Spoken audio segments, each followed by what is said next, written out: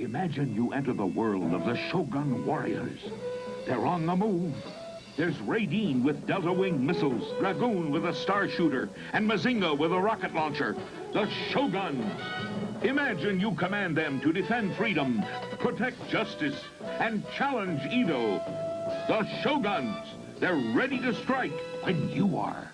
Shogun warriors, Mazinga, Dragoon, Raideen, equipped with their own gear, each sold separately from Mattel.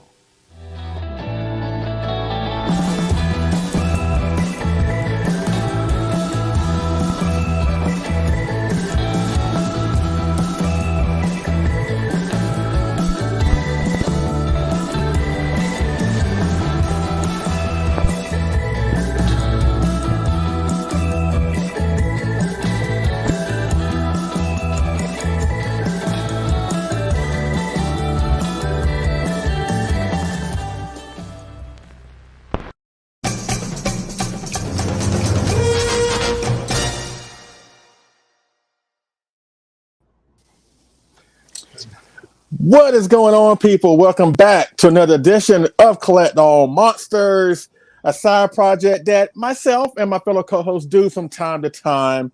And I'm not here by myself, of course, the one, the only problem child of the show, Leslie P. Chambers. What's going on, people?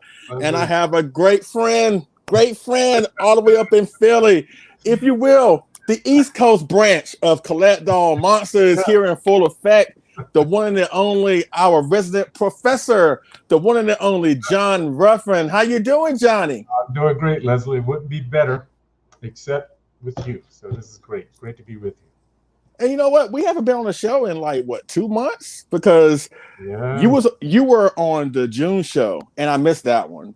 Of course, you weren't able to make the G Fest, unfortunately, and I was there. So this is the first time we've had any public correspondence since then. That's we got to correct that. I need my monthly supplements of John Ruffin in my life, and for you to be gone, at least for for us to be missing each other like two ships passing in the night.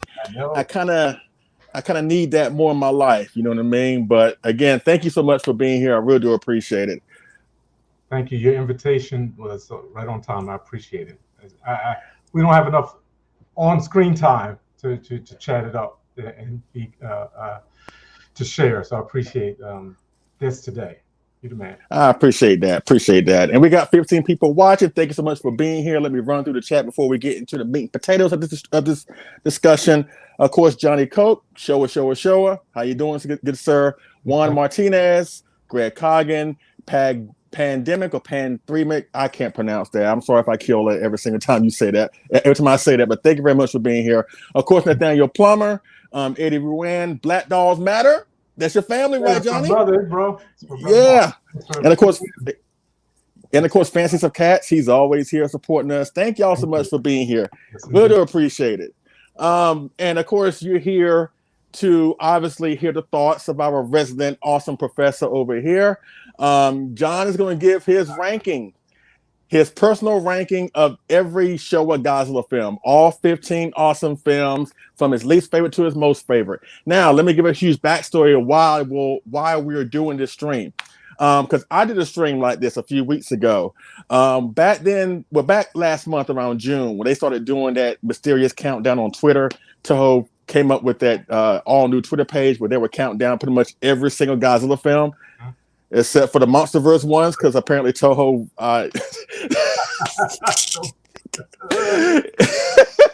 in Toho's mind, the MonsterVerse Godzilla has never existed, but they don't mind getting that legendary check from them. They don't mind getting that money. But from an artistic point of view, they just ignored the MonsterVerse ones, which is it's kind of funny, but at the same time, it's really? Why would you do that, Toho? But again, we're not here to discuss all that. But again, they came up with that Twitter page where basically they were counting down pretty much every single Toho Godzilla film, starting with Shin Godzilla, going all the way up until the original. Yeah. And they did that, on a daily basis.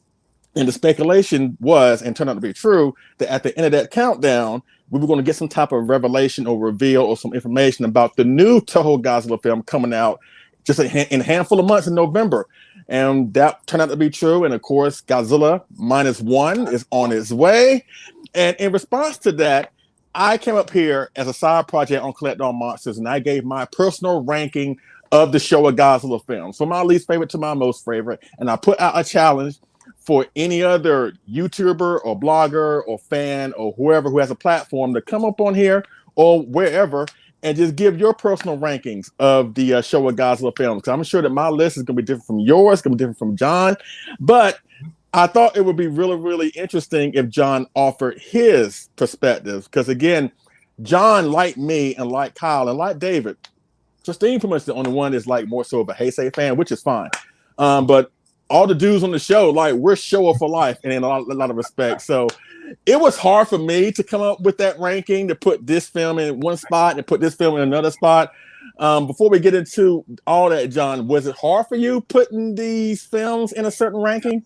Absolutely. I revised my list this morning, and I made a multi-point assessment, and I stuck to it until this morning. It kind of started last night, and then I looked at the list this morning. It's like, what am I doing? And the truth of the matter is, if you go by what I watch the most, the list would be different in some ways. But that influenced me ultimately. The truth of the matter is what I would go to first, second, third, fourth, fifth, and then what usually it's on. So I watch it and I enjoy it. But there's reasons why, you know. But ultimately, what I watch just tell the truth. What I watch most. And the reason for this, again, just to learn more about John and get inside his head. And again, I'm sure David will come up here and do it. Kyle will come up here and do it. They express interest to do this.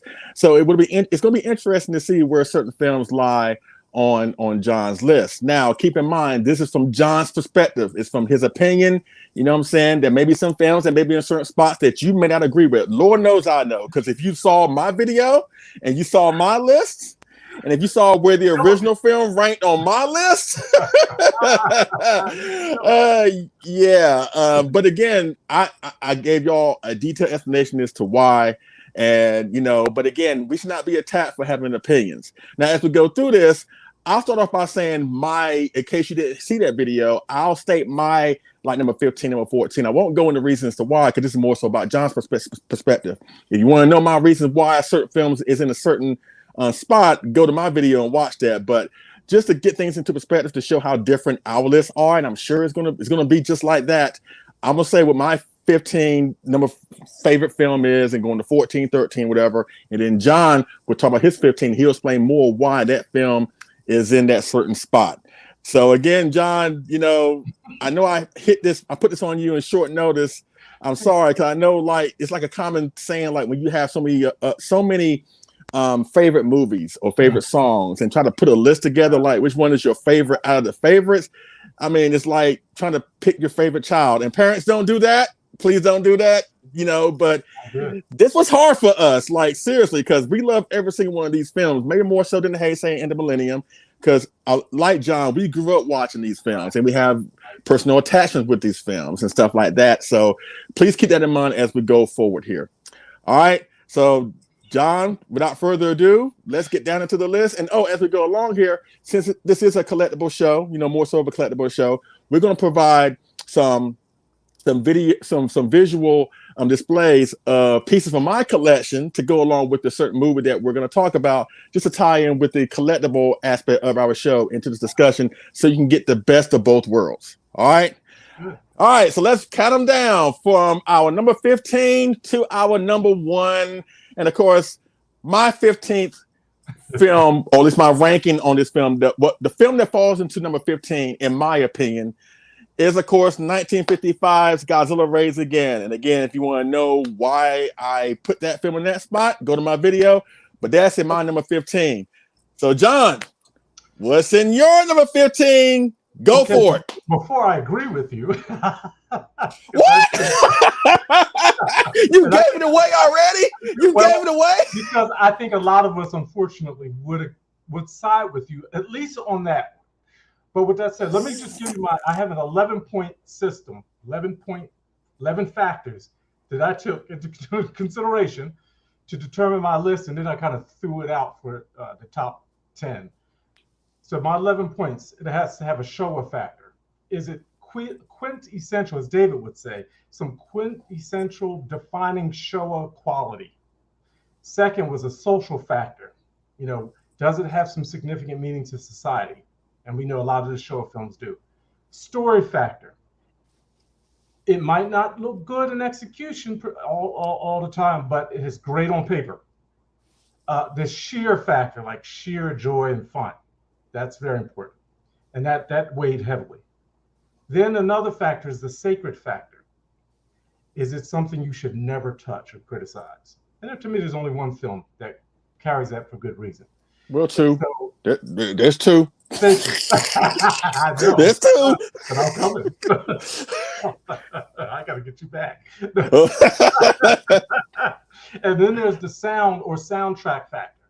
Oh, yeah, that's true. Some films, I don't even need to watch it. Just let the audio run. Okay. Yeah. And sweeps me right away. Okay. And then the special effects factor, the quality. It really doesn't matter to Tokusatsu, but some just do some things. And so that I had to weigh that. That's on my mind. Then the squad factor, the team, the group. Some group, all the characters, actors, and actresses are wonderful heroes and heroines, but some I just wish I could roll out with them too. Like that's why I watched the movie. Sometimes more than just for Godzilla. It's just certain ones are like, man, that's just fun.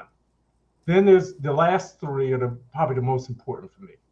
The scapegoat factor, which I'll mention, a little bit as we go through them. The sacrifice factor. And last, the one that kind of messed up my list this morning is the show factor. How many times do I show it on TV? Do I want to watch it over and over? Show factor. So that's 11 factors I try to take into consideration. Some weigh heavy. Those last three weigh heavy. Scapegoat, sacrifice, and show factors. Okay, so 15, you already gave it away. And it breaks my heart, but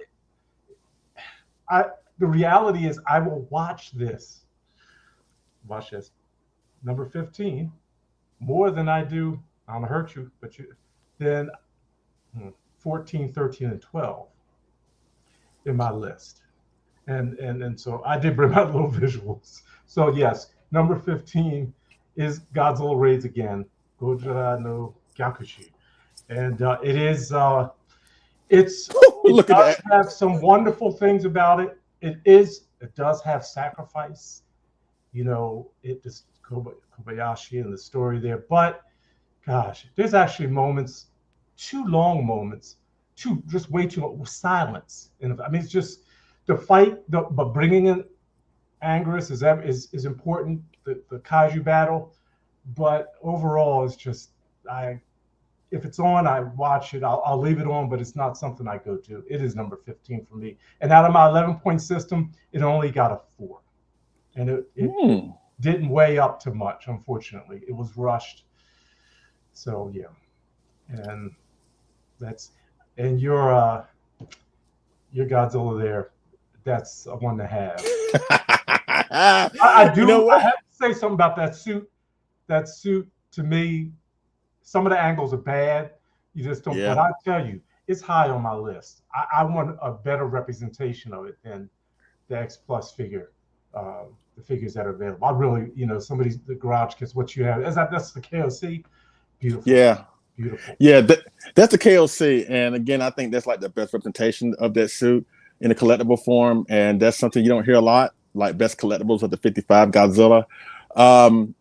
But again, like you, I have the same opinion about this film as well. But I will agree with something that Kyle said on the Kaiju Cast when he covered this film, is that, and one of his favorite scenes is not exactly Godzilla fighting Anguirus, not him getting buried alive at the end, but that moment when they announced that Godzilla is coming to Osaka and pretty much they black out the city and the airplanes are heading out the city to try to confront him.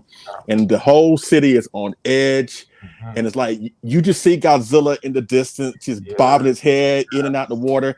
Yeah. Not the usual waist deep, hands up, waist deep, upper torso. It's like he just bobbing in and out of the water and he is slow and methodical. And it's like, the nightmare of what happened last year in 54, now it seems like it's going to happen again. It's like there's nothing that they can really do about it. So I agree with Kyle when he said that was one of his favorite scenes, because that really is a great scene. It's handled better in the Japanese version because the music, that cymbal music, like, Yes.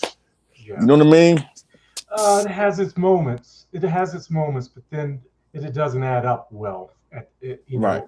Enough. It's just some of the, I'll call them set shots, where they're just not, unfortunately, executed very well, Right. and it just drags on. I really don't know what character. I know what characters to follow, but there's so much else going on at times. It's like, who really is important? What really matters, and it doesn't all hold together. Absolutely. Now, before we get into 14, let me just say hello to a few people that made it to the chat already. Of course, Godzilla Train, Adrian, what's up, my man?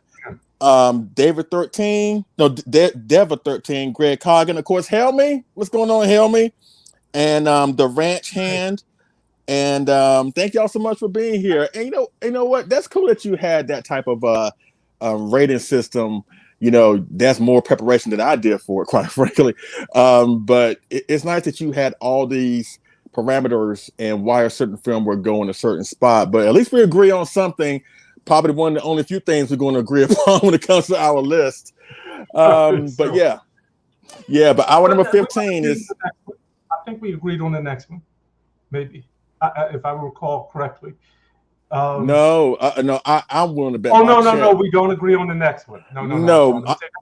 You really went astray, and I'm here, and I understand why.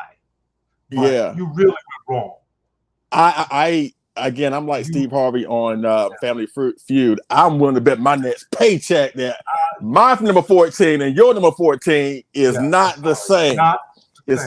It's not the same now. Yeah. And of course, my number 14, and I make no apologies for this, but again, watch my video if you want to understand why. Number 14. The original Gojira, 1954. Now, again, I'm gonna give us a little caveat to this, at least my explanation for this. The reason why it's that low on my list is, for one, I go to these Godzilla films for fun and entertainment. I understand that a few of these films have great messages, great subtext, great plots, and also have real life messages that we can apply to our own daily lives. I get all that, but at the end of the day, I go to these films to have fun and to be entertained. And as much as I respect and acknowledge and honor the 54, personally, I don't have fun with the 54. I'm not entertained by the 54. When I watch the 54, I am totally depressed. And there are a lot more Godzilla films that I will pop in Showa-wise versus that one. But again, I think there's a popular misconception amongst Godzilla fans that because if you are a Godzilla fan, you have to have the 54 at number one. And I'm sorry, I don't agree with that. I don't agree with that logic. You know what I mean? So that's why it falls very, very low on my list, because of the sheer fun and entertainment factor. Because think about it. It's a dark, brooding story. It's really a tragic story and a depressing story, especially the scene where Godzilla is about to lay waste to Tokyo, about to finish, laying waste to Tokyo. And that small little scene where the mother is clutching her 3 children and she's saying, basically, we're about to join your daddy in heaven. I'm sorry, that's not fun. That wasn't meant for kids. That wasn't meant to be a lighthearted moment. So because of that and many other moments, that's why it falls real low on my list. But that's my number 14. So I would, in 2013, I would have agreed with you. From the first time I saw it until 2013, I would have agreed. And I completely understand. I never wanted to watch it. When it came on when I was younger, I was like, what is this? This is not my Godzilla. Godzilla is bad. Evil. I was like, no way. And for a long time, now I'm obsessed with it. It is my go-to. It's the first thing I will put on. And I was going to say this later, but I'll say it now because it's not my number 14, but I have more to say about it. There's not one moment of levity or relief in that film where you kind of get a pause from the suffering and the pain and discomfort and reality. This is really, really, really sad and horrible what's happening. There's no moment, even when they're on a cruise ship, out in Tokyo Bay, that turns into horror. And recently I did a a blog post called "The Sounds of Suffering," and I went through the whole film and cut out all the portions of cries and suffering through the film, and it goes on, and you could mark each act. It's like 5 acts in a movie with it's like boom, boom, boom, just gets worse with the pain and suffering that runs through the film. In sound, the audio, the cries. Emiko is really significant. It's almost like she's a marker in the film, from almost to silence at the end, where Serizawa has sacrificed himself. So fun for me now with Godzilla movies is not the kaiju battle, it's the story. It's the intensity of the story, it's the meaning of the story, just because of age. When I was younger, it was like, now it's like, I can't watch it enough. It's so bad that I just have audio of all the Showa films and some of the select Heisei films, and I'll just leave them running at night and just and that's the one I start off with. There's a few others out there, but that one's the main. I can't stop. It's profound in so many different ways. It is really much more complex than I realized. But with that said, my number 14 is, I think, might be your 13, or really close to the bottom, is Destroy All Monsters. No. Oh boy. No, gotta go. No, I'm sorry. Oh boy, the comment section is gonna eat you alive on that one. Oh my God.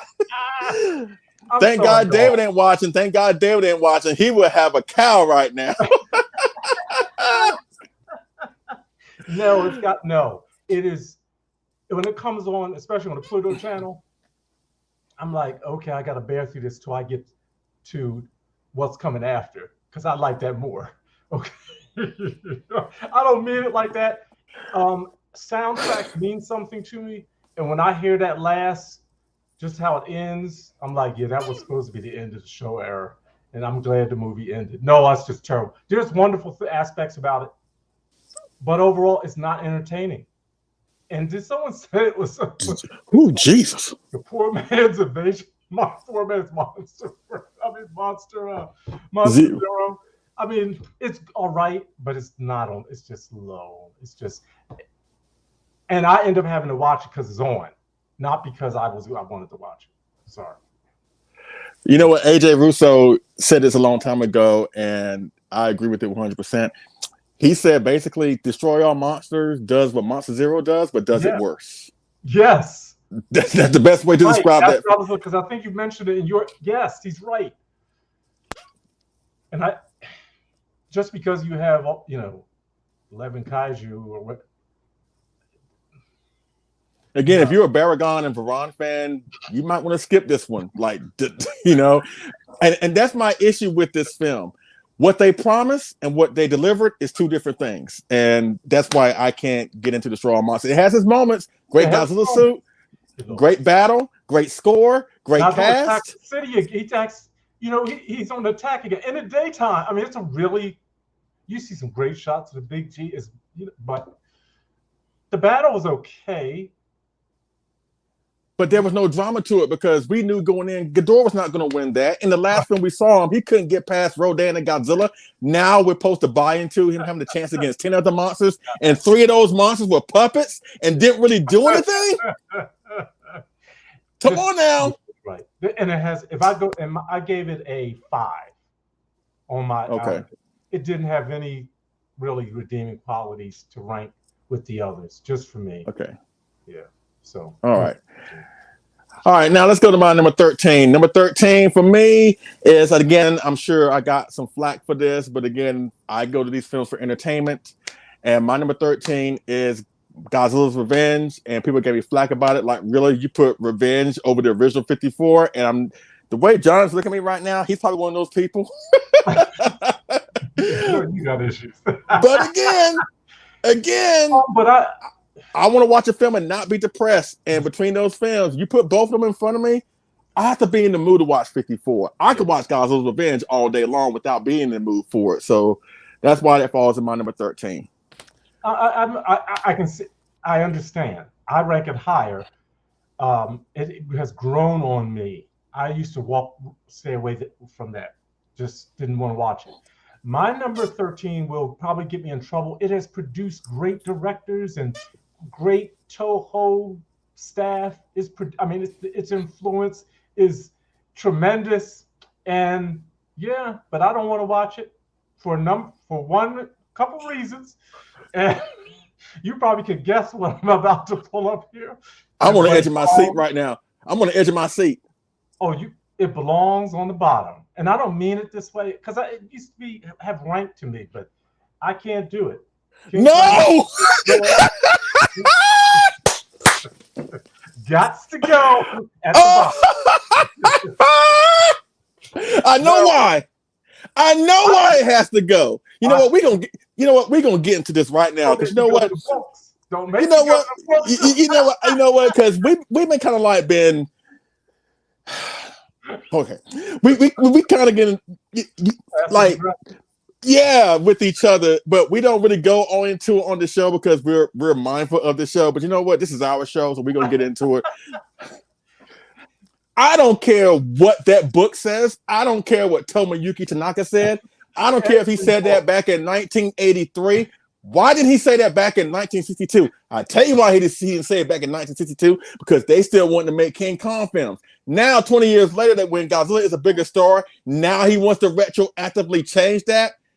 But again, it goes back to what I said about Mothra versus Godzilla. The same premise happens in Mothra versus Godzilla, but in some fans' minds, here's how they look at it. In Mothra versus Godzilla, Mothra dumps Godzilla in the ocean, Mothra swims away, Mothra wins. King Kong dumps Godzilla in the ocean, King Kong wins, it's a draw. Explain that to me. It's a draw. Explain it to me. Mothra, and that's why I won't watch 64. It's the worst 64 movie. Come on, bro. Come on now. Come on now. My number 12. Come on, man. Because y'all keep playing around with the King of the Monsters. Look, it's a draw. Come on. Godzilla went off. They should have showed him at the end just to be right. Kong is always getting out the water and going up the river. So, look, that's why I won't watch it, because people are too biased.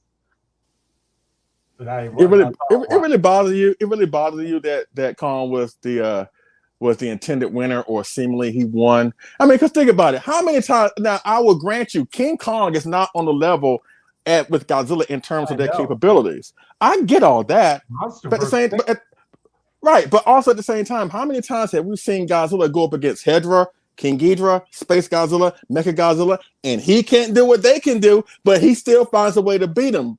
How come you can't get on Kong? Now, I get you're a Godzilla fan more so than Kong. I get that, but why is that hard when we see Godzilla beat the underdog in so many different situations? Now okay, I get that. We don't want to get to the deep cuts, but with that said, the truth of the matter is, Godzilla should have lost a lot more times than he did. Mecha Godzilla had him on the ropes. Hold on 1 second. Hold on 1 second. Kyle, if you can hear me, again, put up that graphic that the opinions of John Ruffin do not reflect the opinions of Collect All Monsters, so we can protect our subscriber count, because I'm sure a lot of people are hearing that right now. See? And they're like, John, we were with you, but you know what? I don't see the comment. But go ahead. Continue. We know if our good heroes and heroines don't come through, in a lot of instances, Godzilla might be in trouble, real serious trouble. I mean, Godzilla versus Gigan, he was down for the count. It wasn't looking good. They don't take the tower out. He's as good as dead. I mean, we know but that's the beauty of Godzilla. He's allowed to get beat, but not the Kong. That was one of those, that was an international movie. It was international appeal. It got beyond the borders of, obviously, of Japan, because it was bringing in the U.S., but the truth, any other form of Godzilla would have beat Kong down. It would decisively. So, but I know what the books say, and I'm going with what the books say, and that's it. I don't care what the book says. I know what the movie says. And the movie said King Kong beat the crap out of Godzilla on his own turf. And you know what? I don't want to hear from people talking about, well, Kong was swimming away because Kong was in fear and blah, blah, blah, blah, blah, blah, blah, blah, blah. No. No. Kong was swimming away. Because guess what? Shut up, Ultraman. Kong was swimming away because guess what? Japan is not where he's from. After he whooped that ass, he decided to take his butt back home. You may not want to admit it. You may not want to acknowledge it, but just accept it. Just accept it. If you can accept Mothra, you can accept King Kong. You can't accept one and not accept the other one. See, Mothra, that's the reason why I don't watch Mothra versus Godzilla. Careful. We can get right there. That's my number 13. I mean, my number 12, excuse me. No. Because, yes, I don't like the soundtrack. I do love the suit. Godzilla, to me, Godzilla's just a little too evil. And, I mean, he loses at the end. It was never my favorite. It was never high. I mean, I loved the movie, but that's why Kong and Mothra, they're not doing it for me. So Kyle, he don't get the Ultraman waving the finger thing. He can't get that after saying what he just said. Come on. Don't be biased. Come on. Yeah, there you go. Look. But seriously, number 12, Mothra versus Godzilla? If you give me a choice of that's not coming up in my list, I don't watch it. I watch it because Pluto, because it's number 4, it's going to come up high in the show list. But I do turn it on. I'll catch it at the end. I understand what it's high when it comes to the scapegoat and sacrifice factor. But the show factor, sorry. So I guess the question is, who's going to tell David, me or you?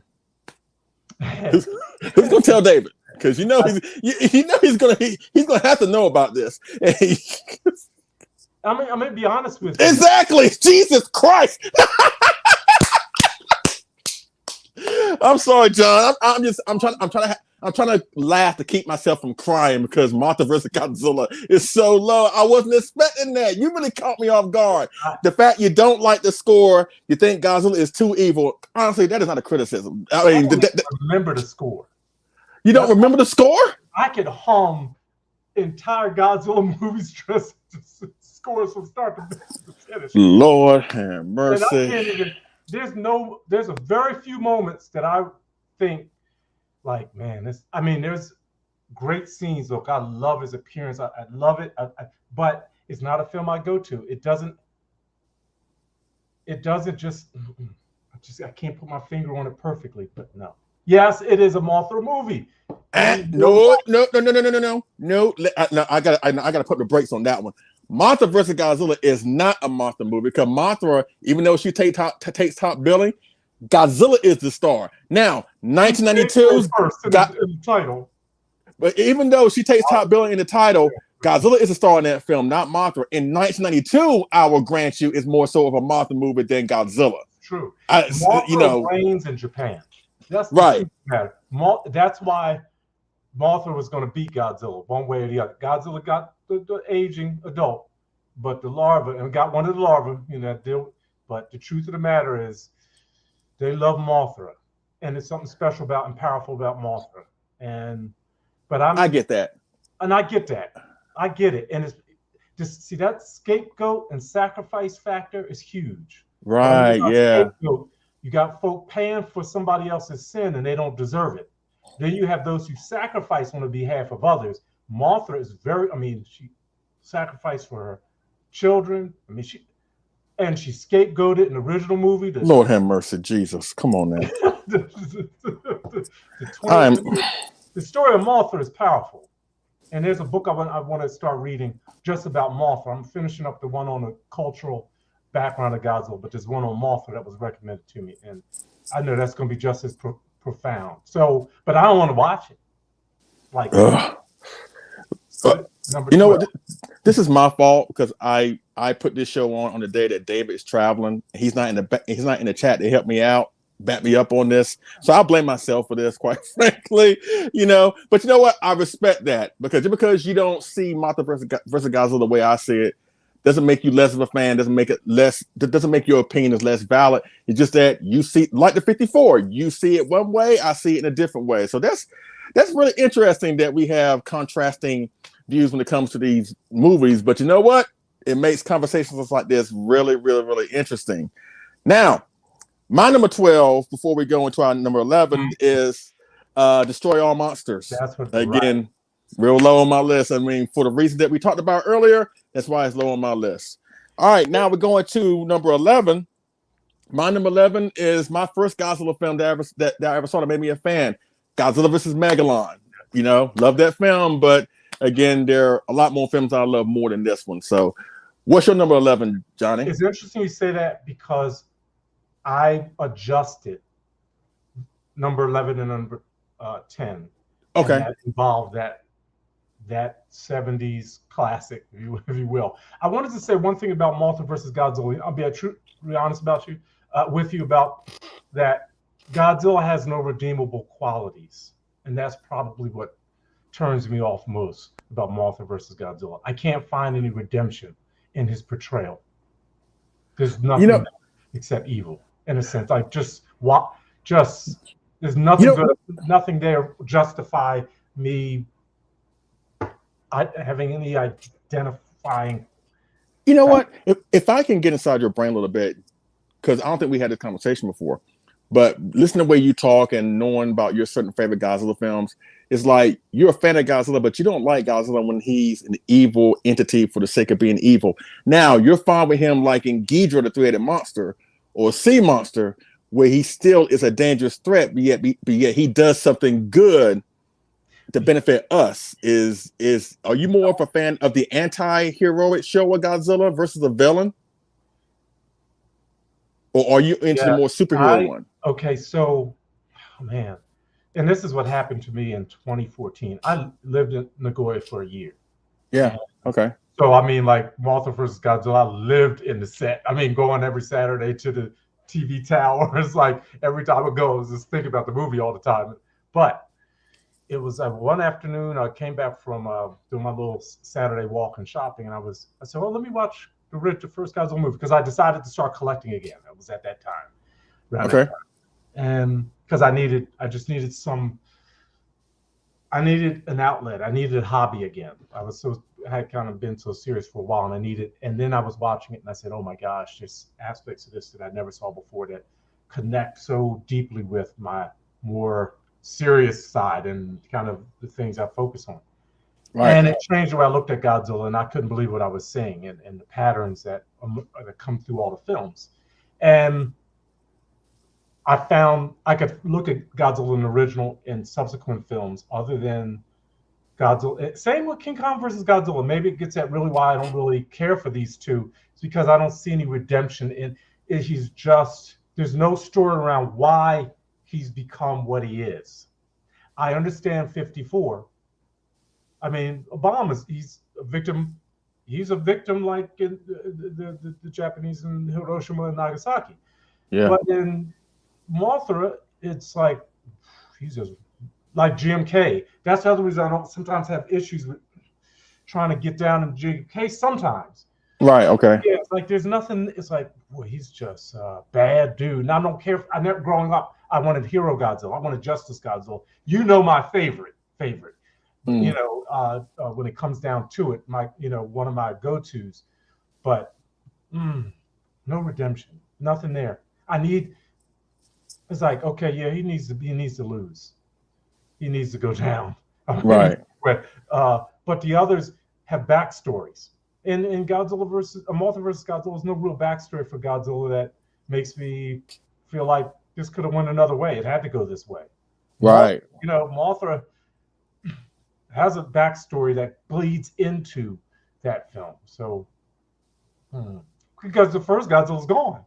So there's no real story. Even in Raids Again, King Kong, there's no real backstory for these incarnations of Godzilla that give him some redeeming qualities other than he's just a bad dude, just a bad kaiju, And backstories are everything because we make our monsters. That's true. We make Someone said something to me that's hard to hear, but it's 100% correct. We're going to figure out our problems in society.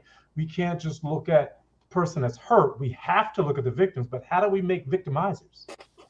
Right. Okay. How do you make a Godzilla? I need to know that. If they sometimes just exist, but that's why I don't always like.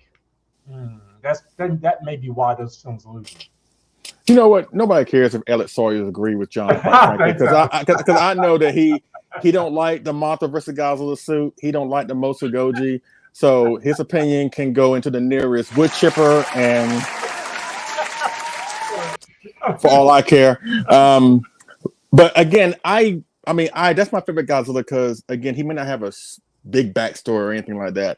I just like the fact that he just comes out of nowhere and just starts wrecking stuff, and the whole country is like, what do we do? Like, they have more of a pessimistic attitude.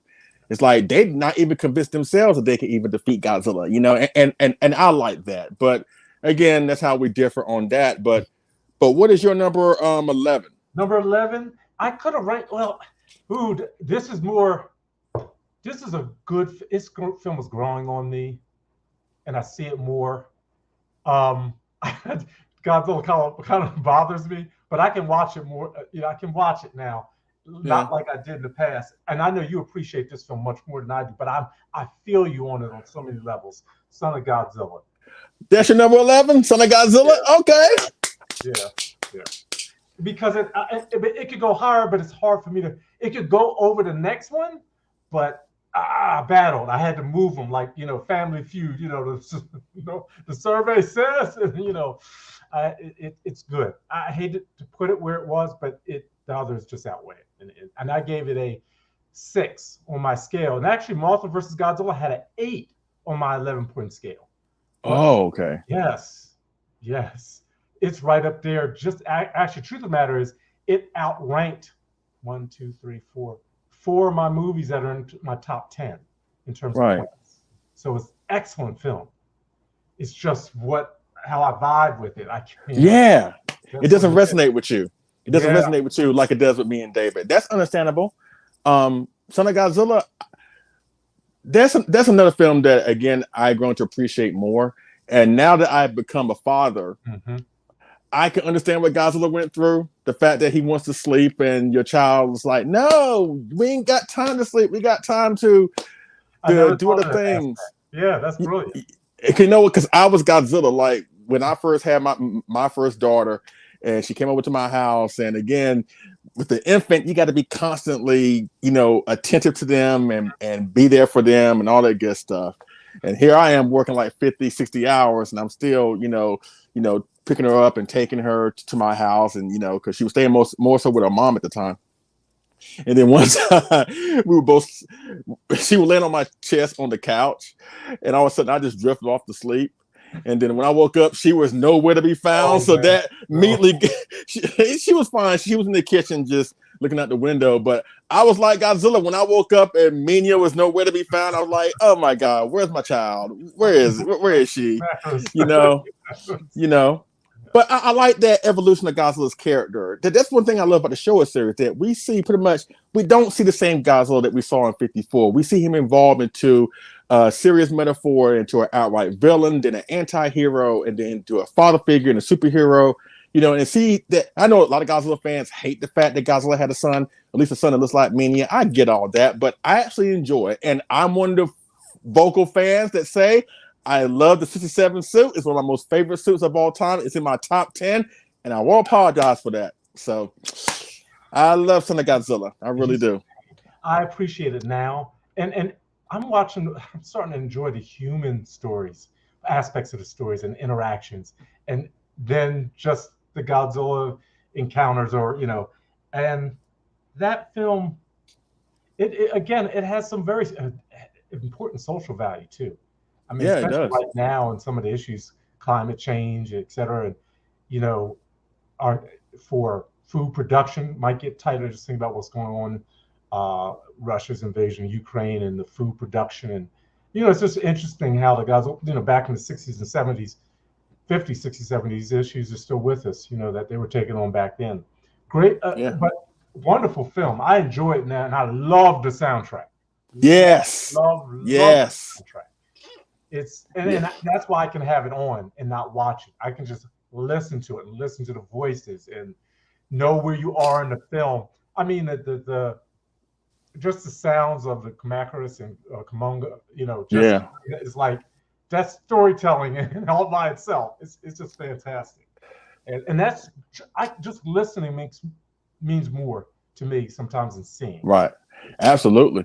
And the fact that even though I know a lot of people hate this film, but the ending scene to this film is like, if you don't get emotional just seeing what happens at the end of Son of Godzilla, then you're not human. I'm sorry. You're an alien. Like, and this is coming from me that's evil, all the time. But even when I see that, I'm like, yeah, that kind of hits me. It kind of hits me in the feels right here. So Man, it ends, and just to see the island and snow coming down, and it's the same way that Ebra is, and you start seeing these parallels in other films that they pull on this old Showa rich visuals and scenes that they can tie back in subtly, and it goes. I'm just starting to pick up on them in the Heisei era.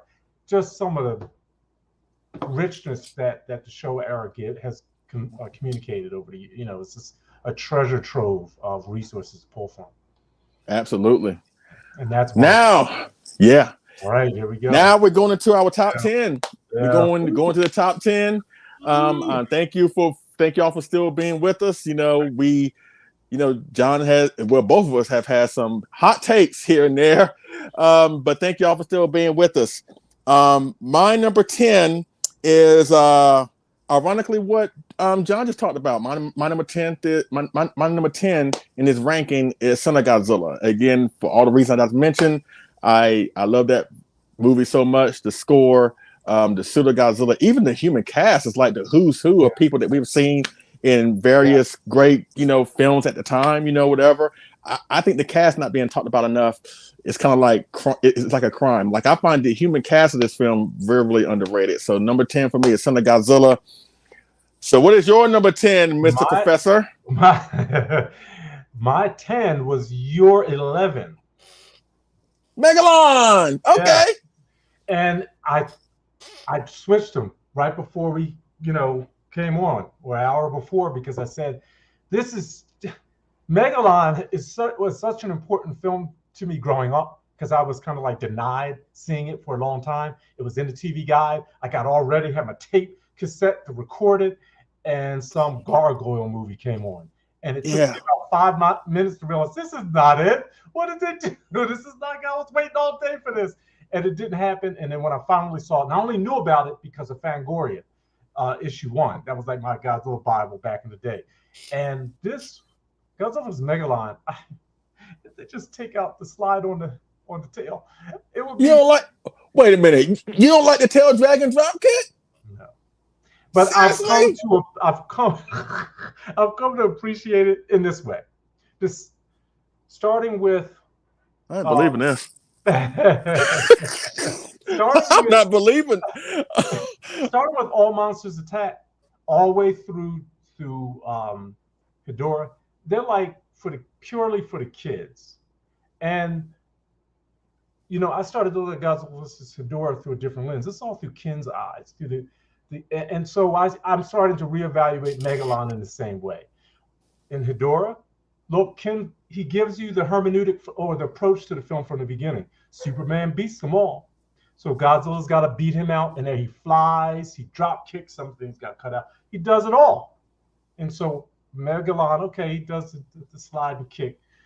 I remember how I kind of cringe when I finally got to see it. I was like, oh, what is this?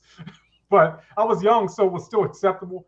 But I love the film for so many other reasons. I don't need to have that moment, removed. But there's a lot. The soundtrack is kind of crazy, but it's grown on me. Yeah. Adrian's like, come on. I feel you, Adrian, because who doesn't like the tail dragon drop kick? Apparently, this dude over here, he doesn't like it. Maybe it's the execution. Back in the day, I was sensitive to here's Godzilla movies and the special effects, and then Star Wars. I was 10 when Star Wars came out, and so you start seeing Star Wars and the early '80s films, and you're looking at your Godzilla films. You're like, oh man, the quality, the special effects start. When you're young, and that bothered me because I wanted Godzilla to be more serious than that. Right. But I get that. I get that. but now, I mean, I love it. It's okay because knowing the context of the '70s and the Ultra series that were, starting to happen, and it's just a different time. In the '70s, that's a beast all by itself. Yeah, it is. So much to love about Megalon. The Jaguar still I can't wait to see what happens. This year. Yeah. Oh yeah. I mean, I'm excited about that. There's just so much to love about the movie, but I want to go to what's it called, the Blue Box House. That's next visit to Japan. That's where I'm headed. I'm going to go see that. Oh yeah. If you find it, please take a picture of that thing. Please do. It's only an hour and a half outside of Tokyo. Okay. Not far, not a couple trains. You're there. The area has developed over the years, but I know. It's just so much to love about the movie, though. There's some crazy scenes too. Yeah. The truck, yeah. We ain't got to say no more. It's a family show. We ain't got to say no more. But then you got the beauty of the set for the dam, with Megalon. I mean, it's just there's so much to that set was beautiful. The dam scene and all that. But so Megalon. Okay. You know what? Even the chemistry between Gigan and Megalon was so cool. Awesome. You know what I mean? Yeah. That Gigan suit got a little crazy, a little. We know it's got issues. I only gave it a film of 4, but it's in my top 10. Okay, I got you. But I want to see it now. I definitely won't turn away from it. Right. All right, let's go with number 9. And in my number 9 is again, it's one of those films that I enjoy more and more as I watch it. And it's starting to creep up a little bit higher, but still, it's still in the top 10 for me. Mine is 1971's Godzilla vs. Hedorah, Godzilla vs. Smog Monster. That's my number 9. Yeah. So what is your number 9? And I appreciate that. I had trouble with this one. I had to move it out the basement because I had it a little bit in the basement. And it used to be much higher on my list. It's a great film. I don't know what my rank for it was. Let me check my chart. Okay, I gave it a pretty high. I gave it an 8. Okay. And it deserves to be. I know it's higher on our controllers list, but it's Invasion of the Astro Monster Zero would be my number 9. It's a wonderful film, great story, great actors and actresses. I mean, it's amazing, but it's not one I turn to. Off the top of my head, it's not. It's.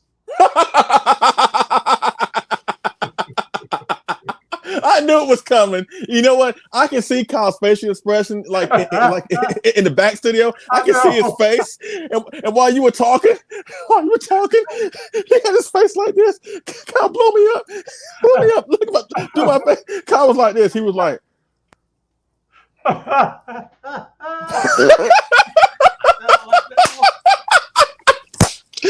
I'm like, he gonna cut his screen off. He's laughing right now, but I saw his face. He was like, it's arguably the best of the 60s, the golden era. It's arguably the best other than 54 in the series. It is fantastic. But does the monster action being limited kind of bring it down for you? The fact that Godzilla is barely in the movie? The truth of the matter is, now as I'm older, I enjoy everything up to the battle. I don't really care about the battle. It's all the human interaction. I love it. But I don't. Maybe again, Godzilla doesn't have enough for me to grab onto.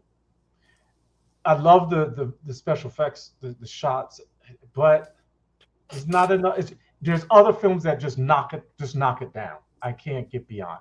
It's not going to. Everything else on my list, I'm going to watch before, and I'm going to appreciate more. Not because, but it's 8 out of 11. But it's the show factor for me. Okay, I got you. I'm going to watch it this afternoon or whenever it comes on in a couple days when it goes around in Pluto. Yeah, with loop. Yeah. But sorry. It's okay. I mean, you don't want to explain that to Kyle, not me. So you have to have that come to Jesus moment with him, not me. I can't justifiably make it higher, but it's fantastic. Actually, the value of it outranks all but 2 of the next 8 films. And the fact that see, look, it says it was nice having John as a co-host for a few years. And this is just Kyle's opinion. Can you imagine what happens when David finds out? Not only did you trash Mothra vs. Godzilla, now you have Monster Zero, his first film, low. Shoot, I thought my list was controversial.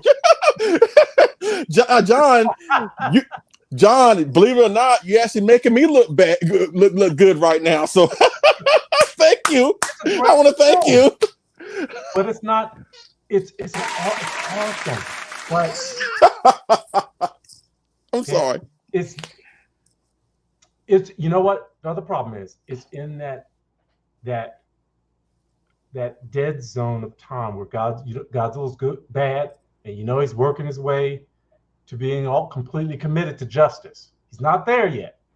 So he's kind of in that muddy area where, the circumstances he needs to fight King Ghidorah is a problem, and fight, Earth needs him, but he's not there yet. So that's kind of that wishy-washy. I was all in, when Godzilla made the full conversion, and that's why there's other films above this one.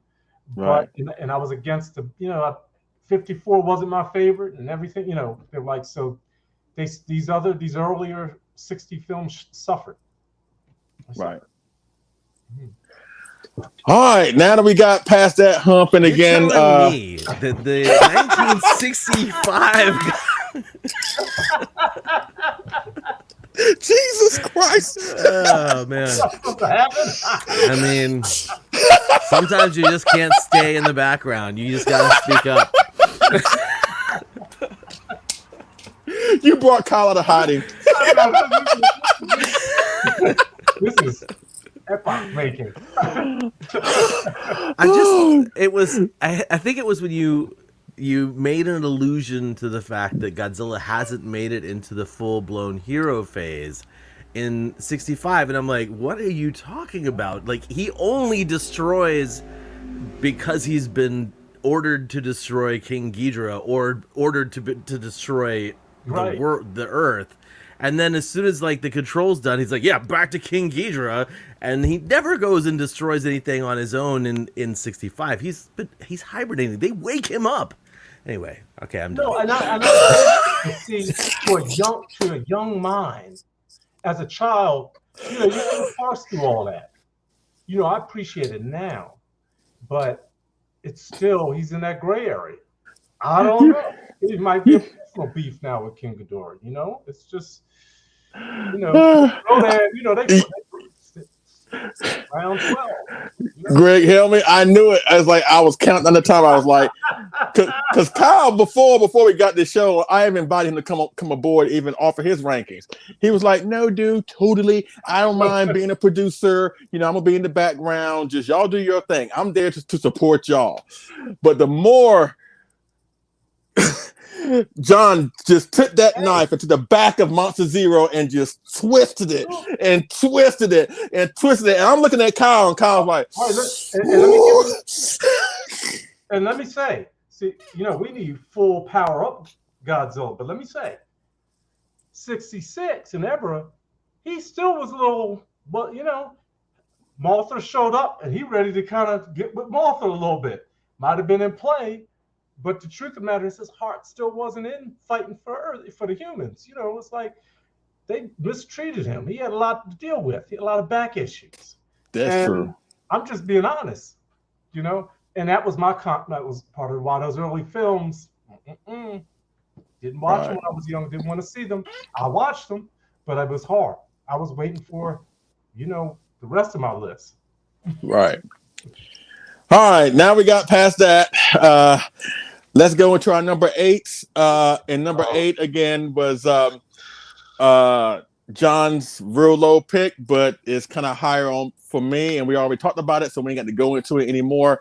1962's King Kong versus Godzilla.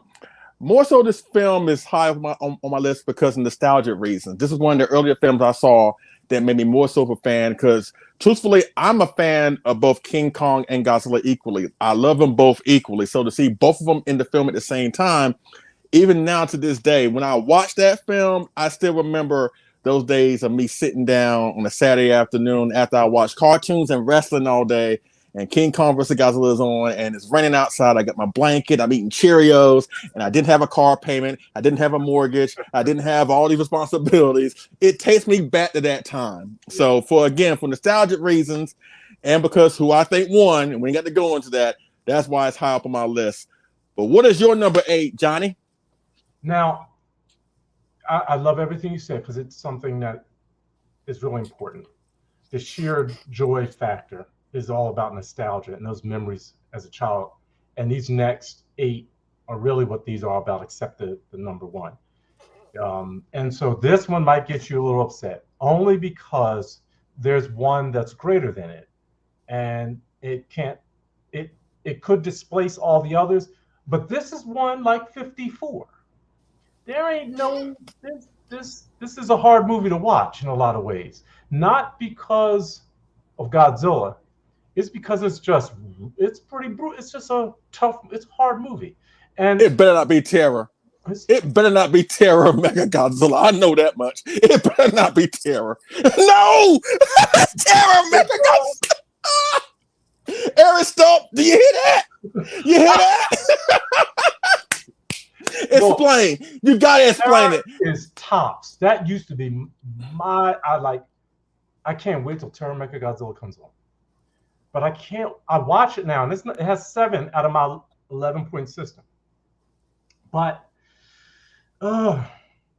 it's kind of too hard to watch.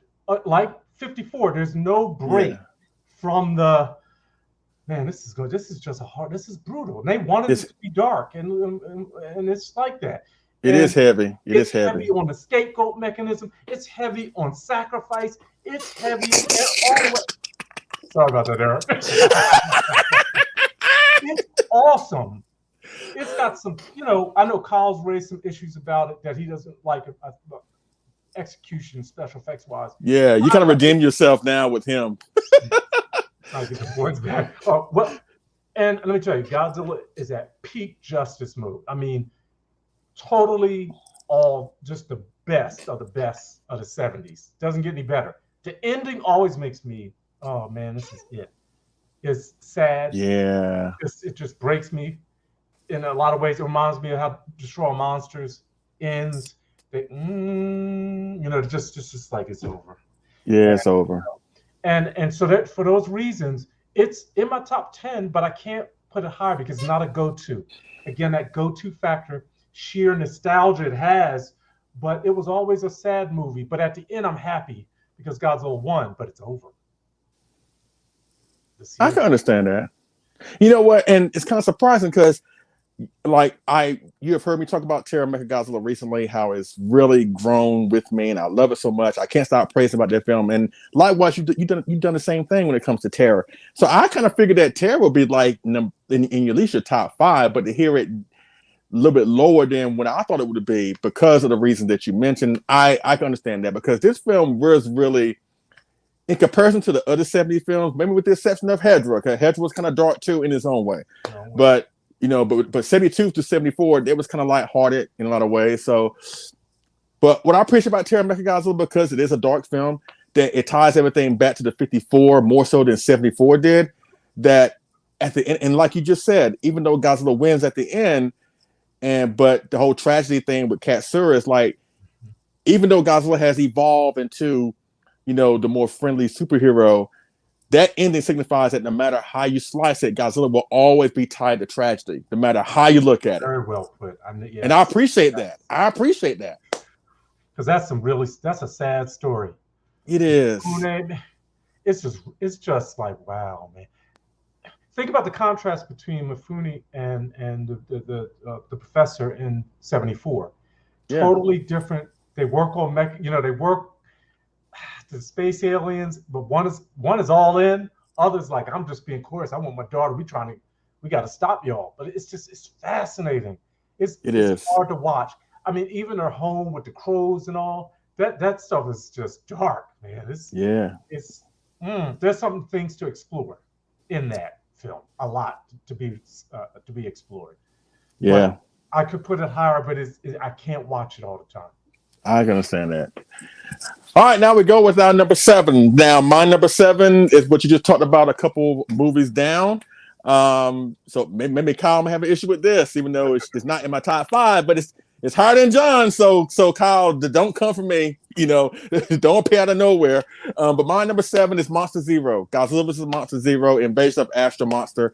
Again, I love that film. I can understand that the monster action is somewhat limited, but the special effects and the human alien story kind of makes up for the fact why Godzilla and the monsters don't really need to be around, quite frankly, at least a lot of the time. So I really appreciate that. The only issue I have with that film, and Kyle knows where I'm going with this, and again, when I first met Kyle, when I first went my first G-Fest, I remember it. It was me and Sandra at the bar, and then we were sitting there talking, whatever. Then all of a sudden, Kyle comes in from a group of friends. He comes to the bar. He's like maybe 2 or 3 seats away from me. He's ordering something. I was like, that's the guy from the Kaiju Cast. That's Kyle. I said, Sandra, that's Kyle from the Kaiju Cast. And Sandra's like, this before she knew about Kyle. Sandra was like, okay. I'm like, no, you don't understand. It's like the best podcast for guys. Never mind. I got to go over there and talk to him. And then I'm like, what should I say? Sandra is like, if you don't get your balls out of your purse and just strap them on and just go and talk to the man. Talk to him. So I walked up to him. I walked to Kyle. Kyle is so joyous. He's so happy. Again, he's one of the most positive people ever met. As a matter of fact, he is so positive, he can tell you to go to hell and make it look forward to the trip. That's how positive he is, So I walk up to him, I was like, Kyle, Leslie Chambers, nice to meet you. He's like, nice to meet you too. Nice to meet you. I was like, look, I follow the Kaiju Cast. I know Monster Zero is your favorite film outside of GMK. And, which made my wife happy. And my wife was like, but I got to ask you, I was like, Kyle, who won at the end of Monster Zero? You know what Kyle did? Kyle was like, the fans won. Oh, okay. And then he walked off and went back to his friends. But seriously, that's the problem I have with the ending. Like, we don't see any sign of Godzilla or Rodan now. You can argue that with the bubbles in the water. Come on now. We can argue that. Okay, we can argue that Godzilla is still down there doing his thing, right? But what about Rodan? Like, do we care about Rodan? Do we care that does he drown? Like them just telling us, oh, they're so tough. I think they're all right, but not visually seeing them come out of the water. Right. Is like that's the issue I have with that, because I really don't know. I mean, King Ghidorah flew away, so you can determine that they were able to drop King Ghidorah away, and that right there is a win. But I kind of wish that they would have at least done something if they would have shown Rodan fly away and Godzilla swim away, because going their separate ways. Because not like they were friends to begin with. Right. So I kind of wish that they would have just appeared and just went their separate ways, just to signify if they really won or not. So that's my only gripe with Monster Zero is the ending. There are not. This is on a different. The Japanese. I don't know if it's a Japanese thing, but that happens occasionally in those older films. There's Ultraman episodes that leave me like, did Ultraman die? Especially at one against the Boltons, and he takes the ship off to space and explodes. And as a kid, I'm like, oh, is Ultraman gone? Is it over? What really happens to him? And I feel like these films, like you said, what happened? Who won? Yeah. But I really love Kyle's reply. The fans won. And he's right. He's right. But yes. But what's your number 7? My number 7. Okay, let me explain my 7. Now I'm gonna get a little metaphysical here. It's kind of like it's like David's star. 6 points, a hexagon, and 6 of them, all around in a circle. And in the middle is my number 1. And so all of them are tied to my childhood in some way, whether I watched it or didn't. But this one, I probably saw just as much as any other Godzilla movie because it seemed like this was the go-to for television. I gotta, or it hit me at the heart the most, and I loved it the most because Godzilla was all in justice mode, and you know, Godzilla versus Hedorah. Oh, okay. You know, this was defining for me. I didn't care for Godzilla flying, but now I at least try to work up a justification for it. That this is Ken is telepathically connected to Godzilla. I mean, he animates himself like Godzilla. I mean, it's like we're seeing it through what's happening through his eyes in a way, but we're also allowed to see this issue of pollution through everyone's eyes. There's a little Right. Yeah. every strata in Tokyo, in some sense, from the young folk to the teenagers, you know, to the parents, to the strange old folk out there in the woods, you know, Yeah. staring and looking. Yeah. Interesting, and it's almost like a coming of age film for Ken. I mean, he's about to become maybe a teenager. In a sense, it's almost like introducing him to some really difficult topics. I mean, he sees bones and all kinds of turbulence, death. He learns a lot of his father's teaching him about the universe. There's a lot of interesting ways to look at this. I have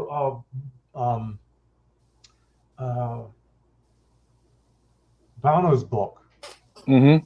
on Godzilla. It's called "The Man Who Made Godzilla Fly." Right. Yeah. Work through that. I really want to see what he. I think it was supposed to be translated, but I don't think it ever happened. And I'm going to work through it and post my translations. But I want to see what his thoughts were, and if it's any insight about how we should really watch the film. And I have my approach, and I love it. I can watch it anytime, all the time, even though it can be very dark, like you said earlier. But the music, everything, it's weird. There's a lot of fascinating things. And guess what? Growing up, we saw African American face up on the wall, and I always wondered, who was that? Yeah. Like, who's the brother on the wall up there? And there's a lot of charm about the film, 70s film. I grew up in the 70s. You know, love it. Can never. It was just on. Yes, I saw it. Yeah, I can rock with that all the way. But I gotta ask you a question before we move on to number 6. And I touched upon this when I did the Monster with Attitude show when they covered the 70s films. And I made this point when it came to Hedorah, that Hedorah being such a weird film, people often dismiss it because it's so weird. And granted, there's weird stuff going on. There's psychedelic imagery, and some of the characters may be kind of like off the wall. Hedorah himself is an off the wall monster. No, I know. However, just like what you just talked about, the pollution message in the film, that this film, do you think this film should also be in the same conversation as 54 and Shin Godzilla? Because pollution, kind of like the problems in 54 and Shin, there are addressing this, like it's like their cinematic response to a real life problem that specifically targets the Japanese people. But because Hedorah is so weird, it is often dismissed. But in your opinion, should it be in the same conversation, despite its tripping nature, as both Shin and the original 54? Yes. I would, maybe 5 years ago, I would have said, no, are you crazy? But absolutely. I think this is a film that should go back to theaters to just raise people's consciousness again in a way. I think we're getting a rude awakening with the heat we're experiencing this summer and the weather, that climate change is real. This movie was telling us something we should have grappled with. It was at least trying to reach the young generation about pollution, which was real in the 70s. And I appreciate Carl showing this. It has a lot to say. Don't get distracted by the special effects that may not live up to our expectations of Godzilla flying. There's some really good, profound insights in this film that stand on a level of Shin Godzilla in 54. It's a social film in every bit of the way.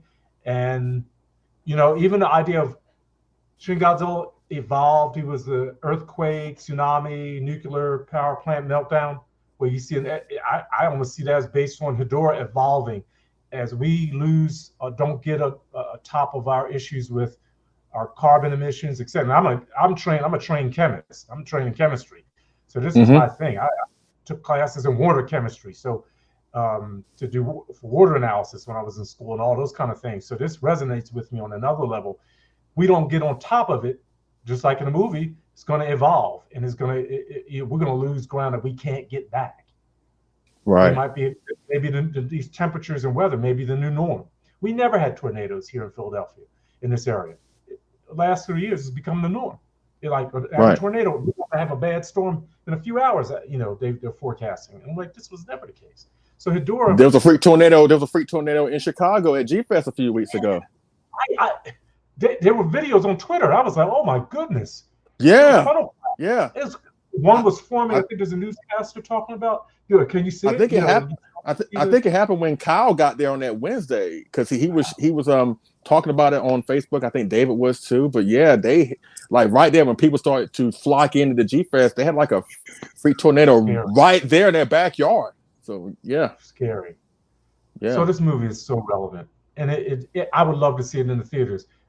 It's genius. Please take it more seriously. Watch it with another eye. It has a lot to say.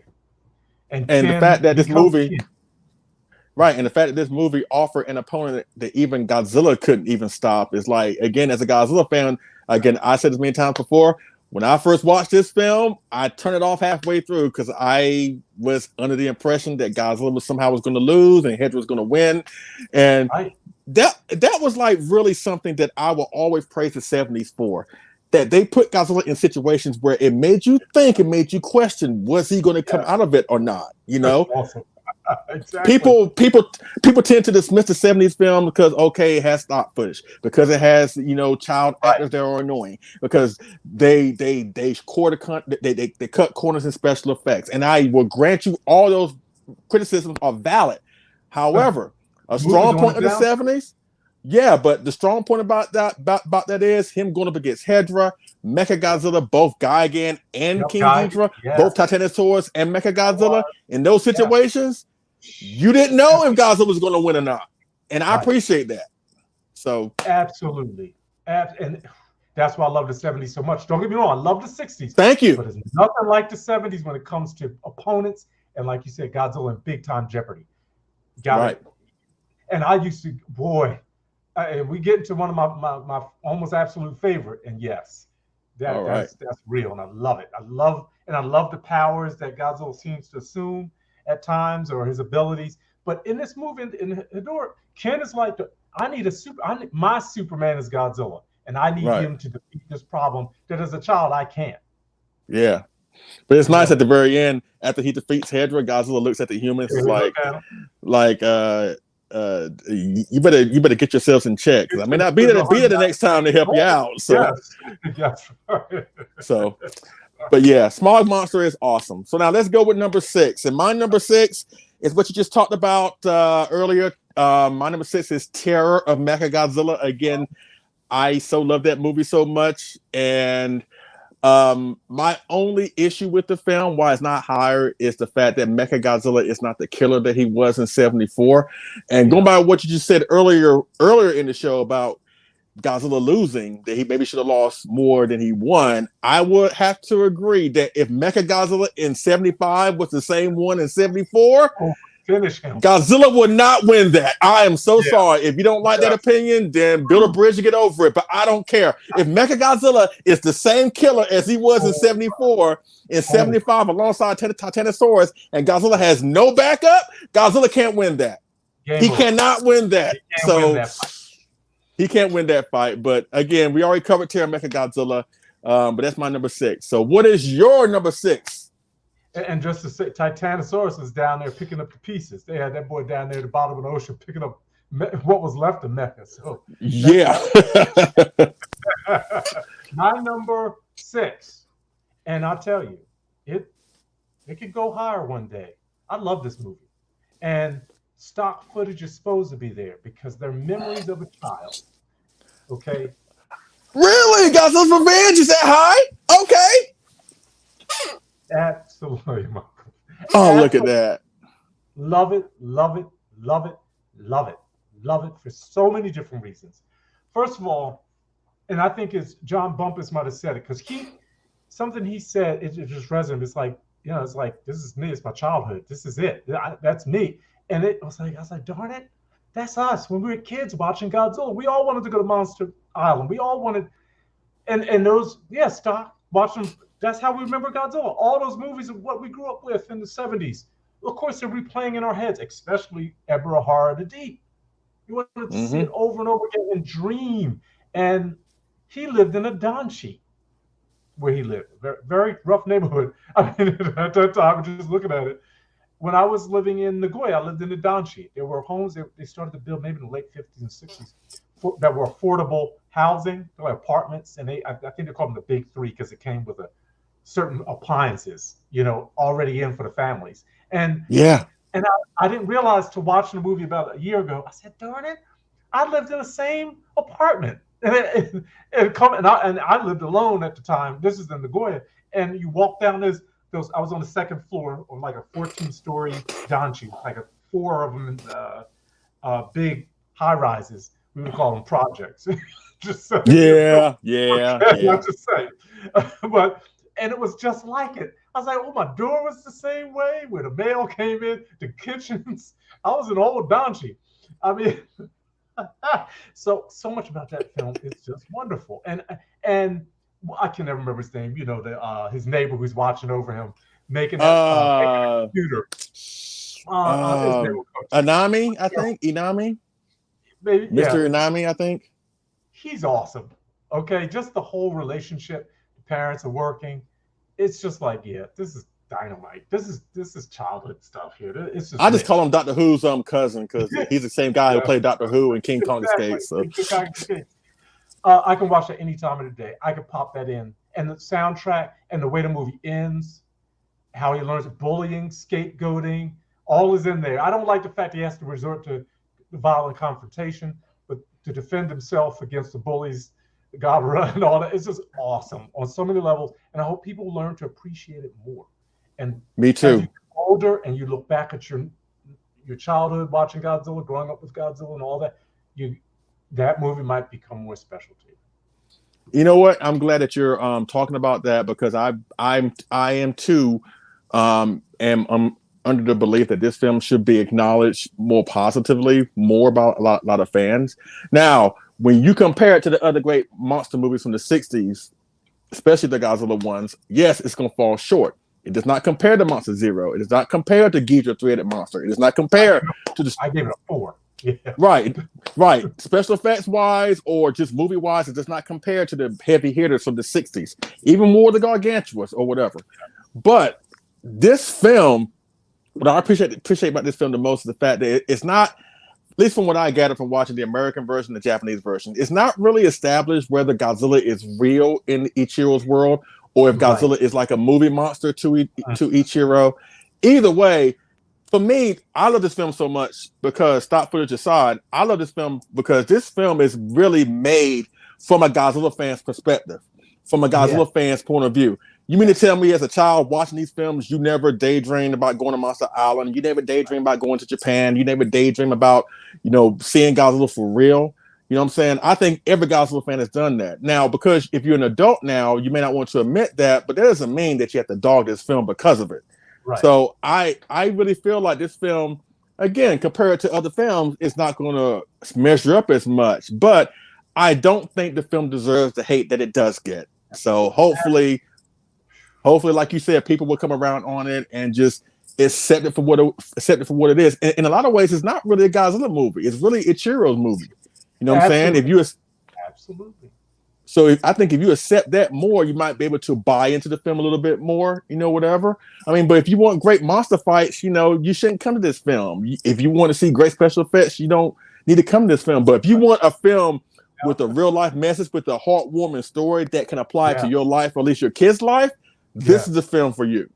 This is the film for you. Say it. And let me say one thing, because I don't like, I'm going to put my weight on something. I talked about sacrifice and scapegoat. Scapegoating is everything. We don't understand it, probably don't see it. It's a very important human dilemma. We engage in blaming and we forgive some and never forgive others. We're great at making other people pay for our sin. And others who don't deserve it, who did nothing, they often end up paying for our mistakes. Why do I say that? Because this movie is a movie about bullying, you know, and each of those challenges being a latchkey kid. And I'm going to be honest with you. If we don't fundamentally start to fixate on what we're doing to each other and how we do it, we're going to miss. I'll just talk about the school shootings and what's happening in with the children, with the young people in school, and the bullying and anger, and we don't understand what we're doing to each other and how a group can bully and pile on one, and then how one can respond in revenge or retaliation. And we need to understand these dynamics. And a movie like this can be a talking point or a way of talking about that with young kids, about what will happen to you in school, what happens to us. Guess what? We do it as adults working on the job. It happens all the time. We look for someone to blame, and we live off of that. And I would argue all the Godzilla movies are about who gets the blame. And everything. Absolutely. Comes down, who's going to pay for this? And absolutely. Reckon with this. There's a good movie for kids to see and to talk through with their parents. I know. But I also would recommend that some Godzilla fans watch this film, especially the adult ones that are kind of like closed-minded, because how many Godzilla fans will come out and say in a really bold fashion, you know what, I actually like the '98 film, and how many people will come for those people in the comment section? Yes, yeah. That's bullying right there. We really, you're hitting it right on the sore spot. You are 100% correct. Yeah, so I mean, but we ain't got to go into that, but that's bullying right there in its purest form, And again, I'm sure a lot of people love the '98 film, but they're afraid to admit that online or on social media because what happens after the fact from these self-righteous people who feel like that they're right and have to prove that by attacking other people that may not share the same popular opinion as them. Again, watch Godzilla's Revenge and learn from Ichiro that at the end of the day, let's just be better people and try to treat everybody better. Basically. That's right. I love it. All right, so now we're going to our top 5. And my number 5 is, again, one of the films I grew up watching. And I love it to death. And I know me and John kind of feel the same way about this film because I'm sure he grew up watching it. He might be higher on this list, or it might be in the same spot as mine, but we'll find out. But my number 5 is 1966's Everywhere Horror of the Deep, also known as Godzilla vs. the Sea Monster. Fun film. There's no other way to describe it. Really, really fun film. It's one of the few films that really, if you take out the monsters, you still would have a great film or fun film, in my opinion. So that's my number 5. So what is your number 5, John? That's not my number 5, but it's higher. And it's one of those films I'll watch before any other Godzilla film. But my number 5 could have been, it could have been higher. I love it. It was just on. I love it. And I love it more for the when it comes down to the squad factor. I just want to roll with them, Right. Godzilla versus Gigan. Oh yeah. A lot of reasons. Also, you got the best setups, I tell you. Thank you. My gosh.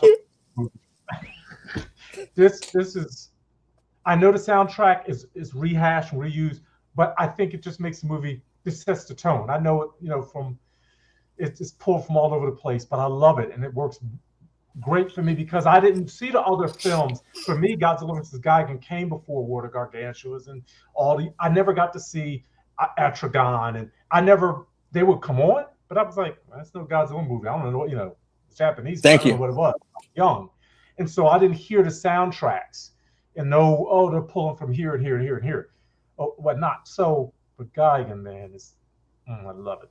It's something about that period. It's something about the sets, and maybe there's a lot about the look and feel that resonates with me because of the '70s. Yeah, it's just great. I don't care for the cockroach story part, but I love it. It's so for me, it got 7 out of my 11-point system, and The stock footage bothers me, but I can look beyond that and just enjoy it. It's definitely a go-to. Definitely. Exactly. And that's another thing about this film. Like, I love this film so much too. It's higher on my list, but I love it so much, and I know that it has a lot of problems. Some people feel like it has more work against it than has for it. But at least Kyle loves it, so at least the producer on the show is in agreement with both of us right about now. But for me, like, the pros of this film is like Gigan was such a cool. Give me an applause. Go ahead, Kyle. Gigan was a cool monster, cool design monster. Him teaming up with King Ghidorah, even though King Ghidorah was kind of like a shell of himself, I still like the visual of seeing Gigan on the ground, slicing through buildings, Ghidorah above him, attacking from the sky. I think that, again, the fight scene between all four monsters is, like, in my opinion, the best fight scene out of all the Godzilla films. The Godzilla Tower, good God Almighty, come on now. Oh God, and the score, even though I know some people are like, it kind of takes them out of it when they hear, the music from Ghidorah or the music from Destroy All Monsters or King Kong Escapes. But I think all the music that they pulled, which is Ifukube's greatest hits, in my opinion, the music they pulled and the way they inserted into Gigan, I think works. It absolutely works. It does. I mean, I hear it in my ears. I from start to finish, the soundtracks, audio just resonates. It from start to finish. I love it, love it, love it. And if you're practicing Japanese, some of it's just, you can just start to hear the words. I mean, you can. Oh man, it's just great. Just great. Yeah, it's a great film. It's a great film. All right, so let's go with my number 4. Let's go with number 4. My number four is I'm sure it's going to be either your number 1 or number 2. But my number 4 is, in my opinion, the best made Godzilla film for the 70s. Even though I kind of prefer Gigan a little bit more, but I think the absolute best movie made from the 70s is 1974's Godzilla versus Mechagodzilla. Oh God. Godzilla fighting himself, a mechanical version and a monster version, and absolutely incredible dog line kaiju. Yeah. Woo, God. The score, a unique score. God Almighty. So, yeah. But I'm sure we'll talk more about Mechagodzilla momentarily. But what is your number 4, Johnny? So my number 4, I could put this second on my list if I was crazy enough to do it. I grew up on this more than anything else. And I love this movie. I mean, this is what I go to. I will go to Godzilla vs. the Sea. Oh, yes, sir. Yes, sir. Love it. I don't care about the suit. I don't care about his eyes. Oh, yeah. Look at that. He's on something. That's a great. That's resin. Yes. That's fantastic. Thank you very much. That the figure of the year, right there.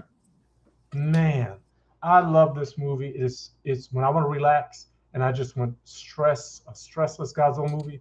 This is it, start to finish. I want to be on that Yalen right with him. I want to be on that boat. I want everything about it. It's an escape to an island. It gets a little rough. It's just a simple story. I know it was made for Kong, certain aspects of it, but it's one of those stressless Godzilla movies I can watch over and over again. And the soundtrack from start to finish is wonderful. Yes. Yeah. Yes, Greg. And it proves that Godzilla does not need to be in Japan destroying buildings or destroying the world for it to be an entertaining Godzilla film. You know what I mean? Exactly. Godzilla could be on the island surrounded by these eccentric creatures, and just like between that, Ebra, Mothra, the time bomb element at the end, like God Almighty. Well, that Mothra was looking rough there at the end, but oh yeah. She. I mean, I kind of forgive her looking out like that because she spends the majority of the film like sleeping, whatever. But again, like what you just said earlier about the ending, like when in the ocean, not the ocean, but the island falls to the ocean, and then you see Mothra flying away, but then you see Godzilla also swimming away. It's like, oh, okay, he survived. Right. So Oh man, I love it. And they knew Godzilla, you got to get off the island, got to get off of Chilligan's Island. I love it. I love all the implications in the film.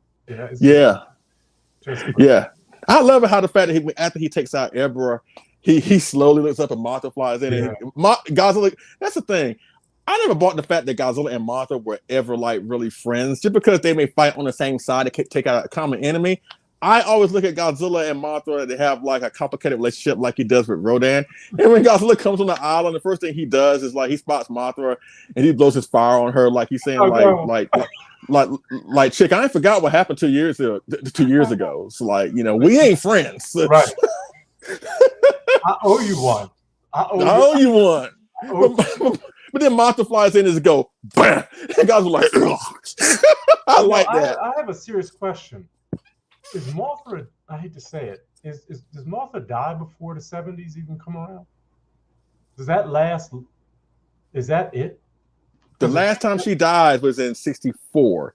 Now, the other Mothra larva didn't make it. The one, right. There was two of them that fought Godzilla at the end of Mothra vs. Godzilla. I think the one where Godzilla that bit on Godzilla's leg on tail, and he was basically beating the crap out of it. I think that's the one that ended up dying. Yeah, I think so.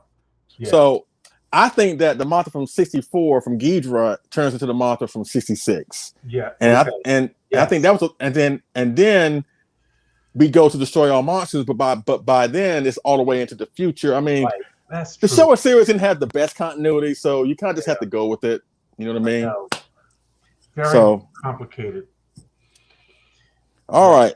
Yes. Yeah, all right. So now let's go with our top three. Let's go our top three. My number three is again one of probably the quintessential movie from the 1960s, at least the golden era, in my opinion.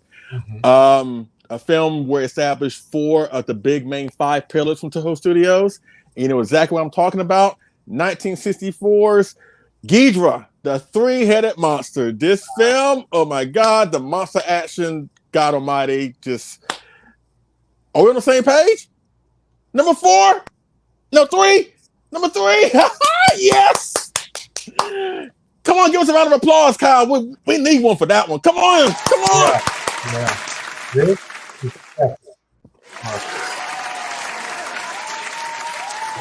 number 3. All right. We are there.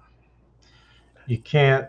This is it's right up there. And there was a time where I kind of pushed it down when we had a previous show. But it's so important. It's so, for me, I could just watch this over and over again on a loop. The story, the focus of the story is great. The characters, everything is so charming. I could just hum the music. I could hum myself to sleep to the soundtrack. Mm-hmm. And obviously the serious part for me, I mean, you have the scapegoat, you got the sacrifice going on. Mothra just gets tore up from the floor up.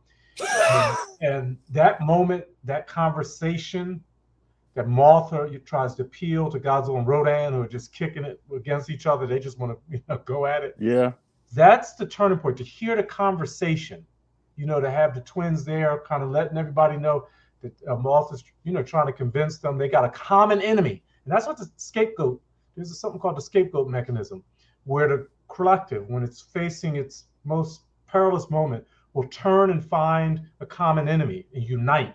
And when you don't have a scapegoat, your group, your thing could fall apart and not be recoverable until you find a common enemy and agree upon it. And so when Mothra goes back and forth, you hear Godzilla and Rodan, humans hate us. That's the inside conversation that everyone needs to hear. And that's the change of the series. So there's a gentleman named Rene Girard who I read in 2013 when I was living in Japan, 2012. And that's opened my eyes to certain fundamental things in human behavior. And he talked about how a group that has every civilization, he would argue, is founded on a murder, on a event that shakes the group or brings the group together. And it's so powerful that it led to sacrifice, killing, repeating that founding event. And that's where we get ancient rituals of sacrifice. Well, he also talks about how the group demonized someone that it united over to get rid of. And that entity, that thing was so terrible, but over time it went from being a demon and hated to being loved. and becoming the savior. What they Yeah. saw, that the sacrifice of this person or group was so powerful to bringing them together that it was a god. And you see that happen in this in the Showa era. Godzilla Right. goes from being, obviously terrible and terrifying, this arc to being fighting on behalf of Japan and the world and justice. But this movie opens at it pulls back the curtain and says, pay attention. There's a conversation going on. Mothra, who we know is just as pure as everything else, tries to say, hey, this is a common enemy. You need to come on, and it's 3 of us against those 3 heads. We need to go to work. Forget about humans. We need to save our home. But Mothra's vested in all kinds of ways. Right. And that for me makes this movie so special and important to all the Godzilla series. It's pivotal. But that conversation that you talked about, and I know some people look at that scene and find it really silly that these 3 different giant monsters are having a conversation per se. And yes, there are a lot of silly moments in this film. But when you peel back the onion on that, really you get an understanding why Godzilla and Rodan would not be so quick to defend humanity. Because if you really sit down and think about it, all the monsters, with the exception of Ghidorah, but Rodan, Godzilla, and more so Rodan and Godzilla, they were brought back to our modern world beyond their free will. That's Atomic right. testing woke them up. Yes. And brought them back and victimized them. And when they get brought back, they get attacked by humanity. They look at them as like threats. So now you have a Mothra trying to convince them to protect the people that have been trying to kill them for so many years. You understand why Godzilla and Rodan's like, no, I'm not really interested in that. Like, I have no interest in that. But like you said, they come together, and that's something that I think all of us can relate to. Because how many of us have been in a situation, whether it's on your job or whether it's on maybe a sports team, or if you're involved with different people and you have to achieve a common goal, there may be some people on your team that you may not like personally, but you have to get along with them to get the job done. I think all of us can relate to that. Godzilla and Rodan's like, look, I don't like you, you don't like me, but we have to come together and deal with that. Ain't like after we finish doing what we're doing, we're going to be hanging out and having fun together. Right. I think we've all can relate to that scenario of having to deal with people that we may not like on a personal level, but we have to get the job done, in any other way, shape, or form. And I think, again, that's a message that gets lost because of the whole situation of them having a conversation. If you take it, if you look at it at face value, yes, it is kind of silly. But if you look beyond that and really just understand the motivations or the lack of enthusiasm on Godzilla and Rodan's part to go up against a monster that is really more powerful than them and have the ability to kill them on behalf of people that want to do them harm, you can understand why they don't do that. So I like that conversation. I really do. The fundamental thing as humans, I think we need to first learn is respect everything. Right. Treat everything with respect. Hey, you might not like a lion, but you're going to respect a lion. You're not going to play around. Thank you. Okay, a lion has its own domain. Well, these monster movies can teach us a lot. Respect. Otherwise, if we don't learn to recognize the other person deserves respect and have what they have, well, that monster. See, monsters are a reflection of us. They're a projection of our own social issues. Exactly. And peel back the skin is a man or a lady inside every suit. And we need to understand we make our monsters. Let's understand how we make them. The Wicked Witch of the East was made. Right. Let's figure it out. So we don't have to fight monsters anymore. Right. Because we make them. We're monster makers. And the problem is, some of us make money off of making monsters. Or we have make monsters. Monster movies can teach us a lot about ourselves. And this is one. And I think this is absolutely the best King Ghidorah movie. With all due respect to Monster Zero, with all due respect to 91, with all due respect to GMK, with all due respect to 2019, I think this is the absolute best version of King Ghidorah, best movie of King Ghidorah, because of that fight scene, how everything was played out. Rodan tried to fight King Ghidorah one-on-one, she couldn't take him down. Godzilla and Rodan did the same thing, they couldn't take him down. Only by all 3 of them converging on Ghidorah at the exact same time were they able to turn the tide. It wasn't a quick victory. Right. It took some time to bring them down. Yeah, right. And they all play to their strengths. Right. I mean, it was genius. Godzilla has the kick, but you got to have Rodan and Mothra on his back. You use his his silk. But I mean, it's just genius. It's genius. It really is. Really and is. That's how when we recognize we need each other to overcome the biggest problems that we really have. Yeah. Hey man, we can get a lot done because they're talking about UFOs. See, we live in a time with King Ghidorah, but all this talk about UFOs. We might have a prophet test walking around telling us. Selena, she might be telling us something. Selena, I always get her name wrong. From South, Selena, South. Princess Sano from Celgina. Celgina, that's right. Look, that's all about her and her. Yeah. She was an ancestor to an Earthling. There's a whole backstory too. What's going on there? It's just fascinating. Yeah. She came to say, look, something's coming. Something's coming. Y'all get ready. Yeah, get ready. You're gonna have to come together and stop scapegoating each other. Stop making monsters and fight and work. We might on this planet go through that. Yeah, and the more of the story of Ghidorah 3 the monster, with the over the top alien, plot and Godzilla and Rodan and Mothra coming back and the great monster fight.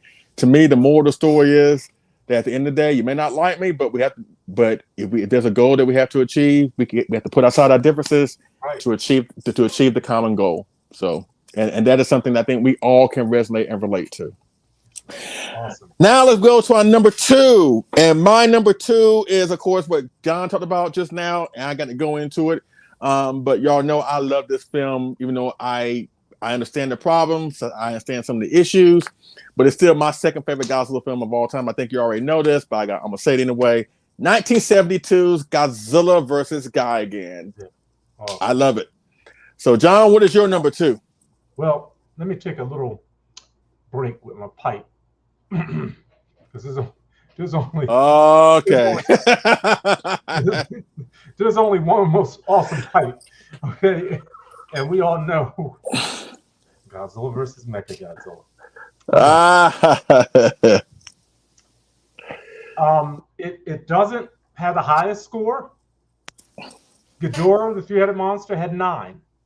This only came up 7. But okay.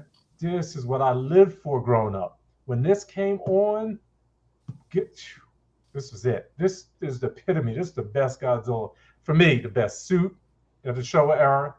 I mean, there's others that technically are more aesthetically pleasing and better, but this was, oh man, I love this Godzilla. I love everything about it. And to get that, for you to pick up the Monster Maker 2874 for me. Yeah. 5, but I use him like he's 74, man. And now that the X Plus 74 is coming, I got my pre-order in and the light up. I had to get the Rick on this. Oh, you got the Rick? Okay. Yeah. All right. Go for it, man. Oh, man. And so I'm just elated. But I love this film for so many different reasons. But it just showed Godzilla off. And, there's some issues with it. And I learned a lot more about the background and Expo 75 that was going on in Okinawa and the U.S. giving Okinawa back. A lot of context. And some of the references in the film I didn't always understand. Princess's father, and what he was saying, and the conflict between the mainland and the islanders, and the Okinawa, and just some interesting subplots as a young child I didn't understand. But I love this movie, can watch it over and over again. However, I would watch Ebra, Gigan, All Monsters Attack, and Hedorah before this. Really? Okay. Because it's serious to me. It goes along with Terra Mechagodzilla. It's not as heavy and dark as Terra Mechagodzilla, but it's hard to. It's a movie. I hate seeing Anguillus get beat up, brutalized. He didn't die, but I've read some things where it implies that he died, and I'm like, huh? He got curb stomped. But that was all done to make Mechagodzilla look more badass. But so I kind of can't forgive that, because at least with Gigan, Anguirus sliced up Gigan. I got Gigan sliced up Anguirus, but still Anguirus kept coming. Yeah. All Mechagodzilla did was beat the crap out of him and mess up his jaw, and that was more than enough to say Anguirus was like, you know what, I'm out. I don't need this. I know. So that was really to really beef up Mechagodzilla's dangerous abilities. You know? Yes. Yeah. Is it Transform? Yes. Squad Factor. Love it, love it, love it. And one of these days, I'm gonna find out where that house is. The professor's house. I'm gonna pull up to that John. Yeah. It looked like I've been in that neighborhood before. But what the so much to love about the movie. I can't praise it enough. Mechagodzilla's appearance or revelation. Oh yeah. And how Godzilla got up under that factory. So many mysteries about Godzilla. His unknown before unknown powers. You know, the when he absorbed the lightning out on the island and it deployed that bad boy when he needed it most. You know, that is, there's nothing more glorious than that moment. You know, when he. What do you think about King Caesar? I call him Shisha now because I hate to say Caesar or okay. I say Seesaw, but yes, awesome because he's representative, you know, of the Okinawa tradition. And right. Kind of let me down a little bit, you know. I agree. He got beat down. Mecha, you know, got the AI going. He figured out, man. I gave him a fistful. Right. But still great. That was a great addition. The design, I mean, the additions, like you said, that the 70s brought, the new kaiju, the new enemies and allies, awesome. That's one thing I would say about 74 when it comes to King Caesar. They did all that job building him up, but he didn't really deliver. In my opinion, Titanosaurus lived up better when they built him up in 75 versus King Caesar. But still, King Caesar was a great kaiju. And plus, if you're watching, 30-centimeter King Caesar would be nice. Just saying. With the ears and the statue and light up red eyes. Please. Thank you. We need a statue, please. And let's put that out to Spiral and all the y'all make a King Shisha statue. Somebody we might see it tonight. We might see it tonight, bro. I would fall down. I would be done if I saw that. If I go to Japan and get it myself and carry it on the plane, just like in the movie. And plus the film celebrates 50 years next year, so we could see it. Somebody should make it in some way, shape, or form. You have to make enough for everybody because I can't do that on this. Right. I want that bad boy right here on my desk, and along with the pipe, I need it all. I want that pipe too. I want that pipe. It's like we both have something that each other want. I got the statue, and I want that pipe. You want the statue. I want the pipe. So yeah. Right. So this is the epitome of the Showa era for me. The height, and I would make it my number one, but I can't for a whole number of reasons. But this is one of my top 3 of all Godzilla films. This is right there. And speaking of number one, let's go into our number ones. And of course, I think if you've been keeping track, of course, you kind of know what John's is. It's kind of not surprising, but you already know what mine is. Of course, 1964's Mothra versus Godzilla, Godzilla versus the Thing. I have talked about this film upwards, downwards, backwards, sideways, front ways, back ways, whatever. You already know. This is like Jesus coming back for me. I love this film so much. You already know why. You already know the reasons why. We ain't got to go into that. But let's go into the man of the hour right here. What is your number one? It can only be one, right? Absolute number one. It's just if there was no other Godzilla movie and I had to be left, this is the one. I would probably said differently in the past, but the more dives I make into the film, I mean, it's just absolutely everything. Wow. Everything. It's perfect. It has 11 out of 11. It does everything right. And certain things stood out to me now that I did not see in the past. Growing up, I wanted to run from this film. I never wanted it to come on. It was too sad. It was too I just could not connect. And I hate to say it, in part, I felt like that also because I didn't like King of the Monsters, 1956. Okay. It was sad. It was actually had in some ways much more sad than 54. And looking back, I can't stomach watching. I mean, Raymond Burr's awesome, and I appreciated it before I actually saw the original Japanese uncut, Okay. now it's like, don't touch it. It's perfect in every conceivable way as a kind defining the genre.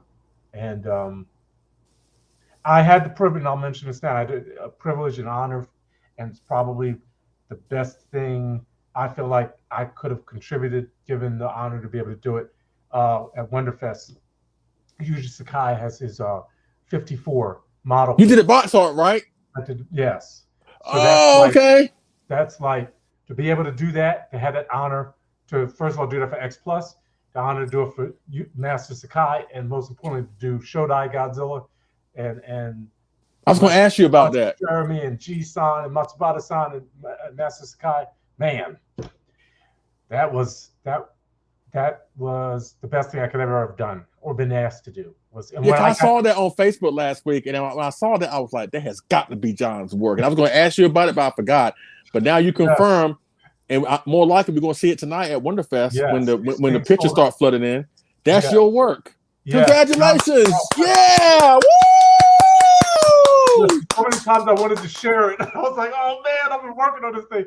That's the biggest file that I ever created in my history of doing computer work. That Photoshop wasn't even Photoshop file, it was a large document format. Right. 8 gigs. I worked on that thing meticulously. It's not perfect, but it's the best I could do. And man, Shodai is everything. It's everything. And I've been working through a book. I'd like to share it. Where is it? This book has opened my eyes to so much. I've been translating it on my website. I'm down to like the last 40 or 50 pages. It's the cultural history of Gojira, 1954. Mm-hmm. This book has been a blast to work through. I learned so much about the movie, about Godzilla, the film, that culturally, the things that shaped it. And I've spent 54 posts working on this so far. And if you want to, you can go up on mykaiju.com if you like, and you can read it. The other book I'm working on now was made more accessible for children about the making of the original. And this is more for children level because it actually won awards, I believe. Very simple, but to hear the backstory and when they're working on when the maquette was being worked on and how the Toho staff, they were walking, oh, it's too scary. Oh, it's not scary enough. Just to hear, they have like the dialogue and things that were said. It's really awesome too. My appreciation for the film has grown so much more deeply in so many ways I did not know. Just because growing up, there's so much I didn't pay attention to in these films. I didn't learn the actors, the actresses, or I knew Eiji Tsuburaya, called him by the wrong name. So many things it just as a kid, you don't see it. You see it, don't see it. But when you get older, you're like, oh my gosh, so much there. So much to take into consideration. And that's the fun part about being an adult Godzilla fan, is I can appreciate it and experience Godzilla over and over again in ways I had not. And this film has. That's awesome. And that completes your ranking. So I want to thank Mr. John Ruffin, the professor. Thank you so much for doing this. I really do appreciate it. Of course, thank you for everybody here in the chat that has been here for 2 hours. Hear us go back and forth. Even though we had a couple hiccups here and there with Mothra vs. Godzilla and Monster Zero, but it's all good. It's all good. You know what I mean? I want to thank Kyle. Kyle, if you want to pop up back on screen for a few seconds as we sign off, you're more than welcome to. Thank you to Kyle for doing this for us. Just again, I started this exercise, a few weeks ago, and again, I've invited other people to come aboard at their respective platforms to do it. So I know Kyle will come aboard and do this. David will come aboard and do this, and I'm sure their list is going to be very, very interesting. But as you saw between mine and John's list, they're in a way we're similar, but in some ways we are, drastically different. You know what I'm saying? But that's the good thing about these conversations is we learn more about each other, and we still can have an adult conversation, still be cool after the fact. So again, I'm Kyle. I'm looking forward to hearing your rankings and stuff like that. So And more you got to likely get Christine on too, right? Like Christine's got to do her Showa ranking, so you can totally like make fun of her choices. if it's not Biollante, more likely she's I was gonna gonna say, trash if she even every. knows what the names of the Showa-era movies Yeah. are, right? Like since she's not here to Yeah. defend herself.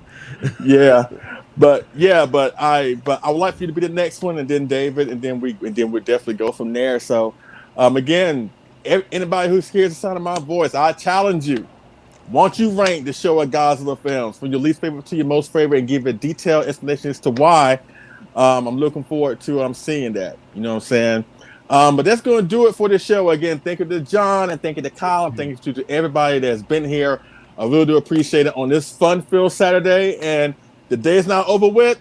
In like an hour and some change, the Monster Attitude Show is going to be having a discussion, a 10-year discussion, celebration discussion on the first Pacific Rim. Not the second one, because the second one sucks, but the first Pacific Rim on their channel at 8 o'clock. Awesome. And like around 9 o'clock, maybe 10 o'clock-ish, East Coast time, be on Facebook, because those pictures and the reports are going to be coming in from Summer Wonderfest. And we already know Spiral Studios is going to be there. They're going to unveil a gigantic size 84 Godzilla. You know what I'm saying? Oh, that's the word? That's happening? Bro, it's happening. They already preview like a shot of it on like a promo card. So they're going to show the gigantic 84 from Spiral. Take my money. And some other stuff. And of course, yeah, and S Plus is going to be there. I think they're going to do a celebration of the 25 centimeter line, the Daikaiju series.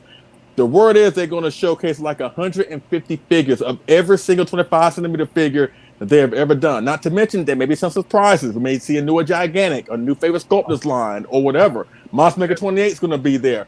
The Sofubi people are going to be there. There are so many great things coming out of that show that we're going to know about in just a handful of hours. And speaking of that, we're going to cover all that and much more on our next episode of Collect All Monsters, going down 2 weeks from today, August 12th. The fallout from Wonderfest and San Diego Comic-Con. That's what we will be talking about on Collect All Monsters, and we can't wait for that. You know what I'm saying?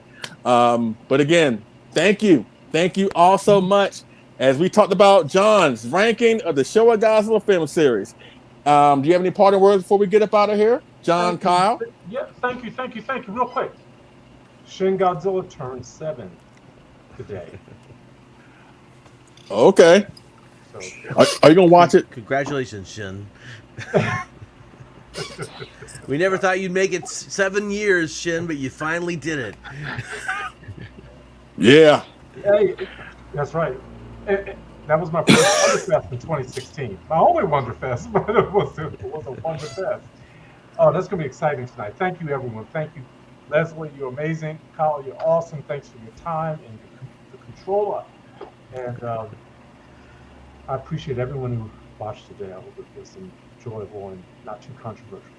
Yeah, Helmy, you know what? Helmy's in the chat. I think he's going to Wonderfest. So Yeah, Helmy, he's there right now with with James Patrick LaRock and Nick Sides also there as well.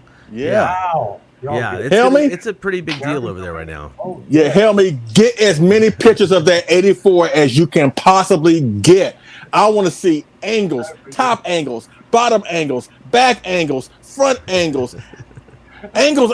I want to see everything about that 84 because I'm already know I'm buying it. I don't care if I already have an 84 gigantic. I'm getting it. I don't really care. I'm on it. But again, as I posted on Facebook earlier, our wallets are gonna be looking at us at the Wonderfest reveals all this stuff. Our wallets are gonna be looking at us like this. Yeah. Really? All right. Really? So, but again, thank you to Kyle, thank you to John, and thank you to everybody for being here. We really do appreciate it. Now, I'm going to try and do what Kyle does. Now, I don't have that epic Bear White voice that he does, but I'm going to do the best that I can. You know what I'm saying? So You got this, Leslie. well, thank you very much. So again, thank you so much. Really do appreciate it. Now, until next time, our planet may be doomed, our Earth devastated, the monsters are in revolt, and civilization is in chaos. We must unite and collect all monsters. Have a good day, folks. Everybody. We out of here. Deuces.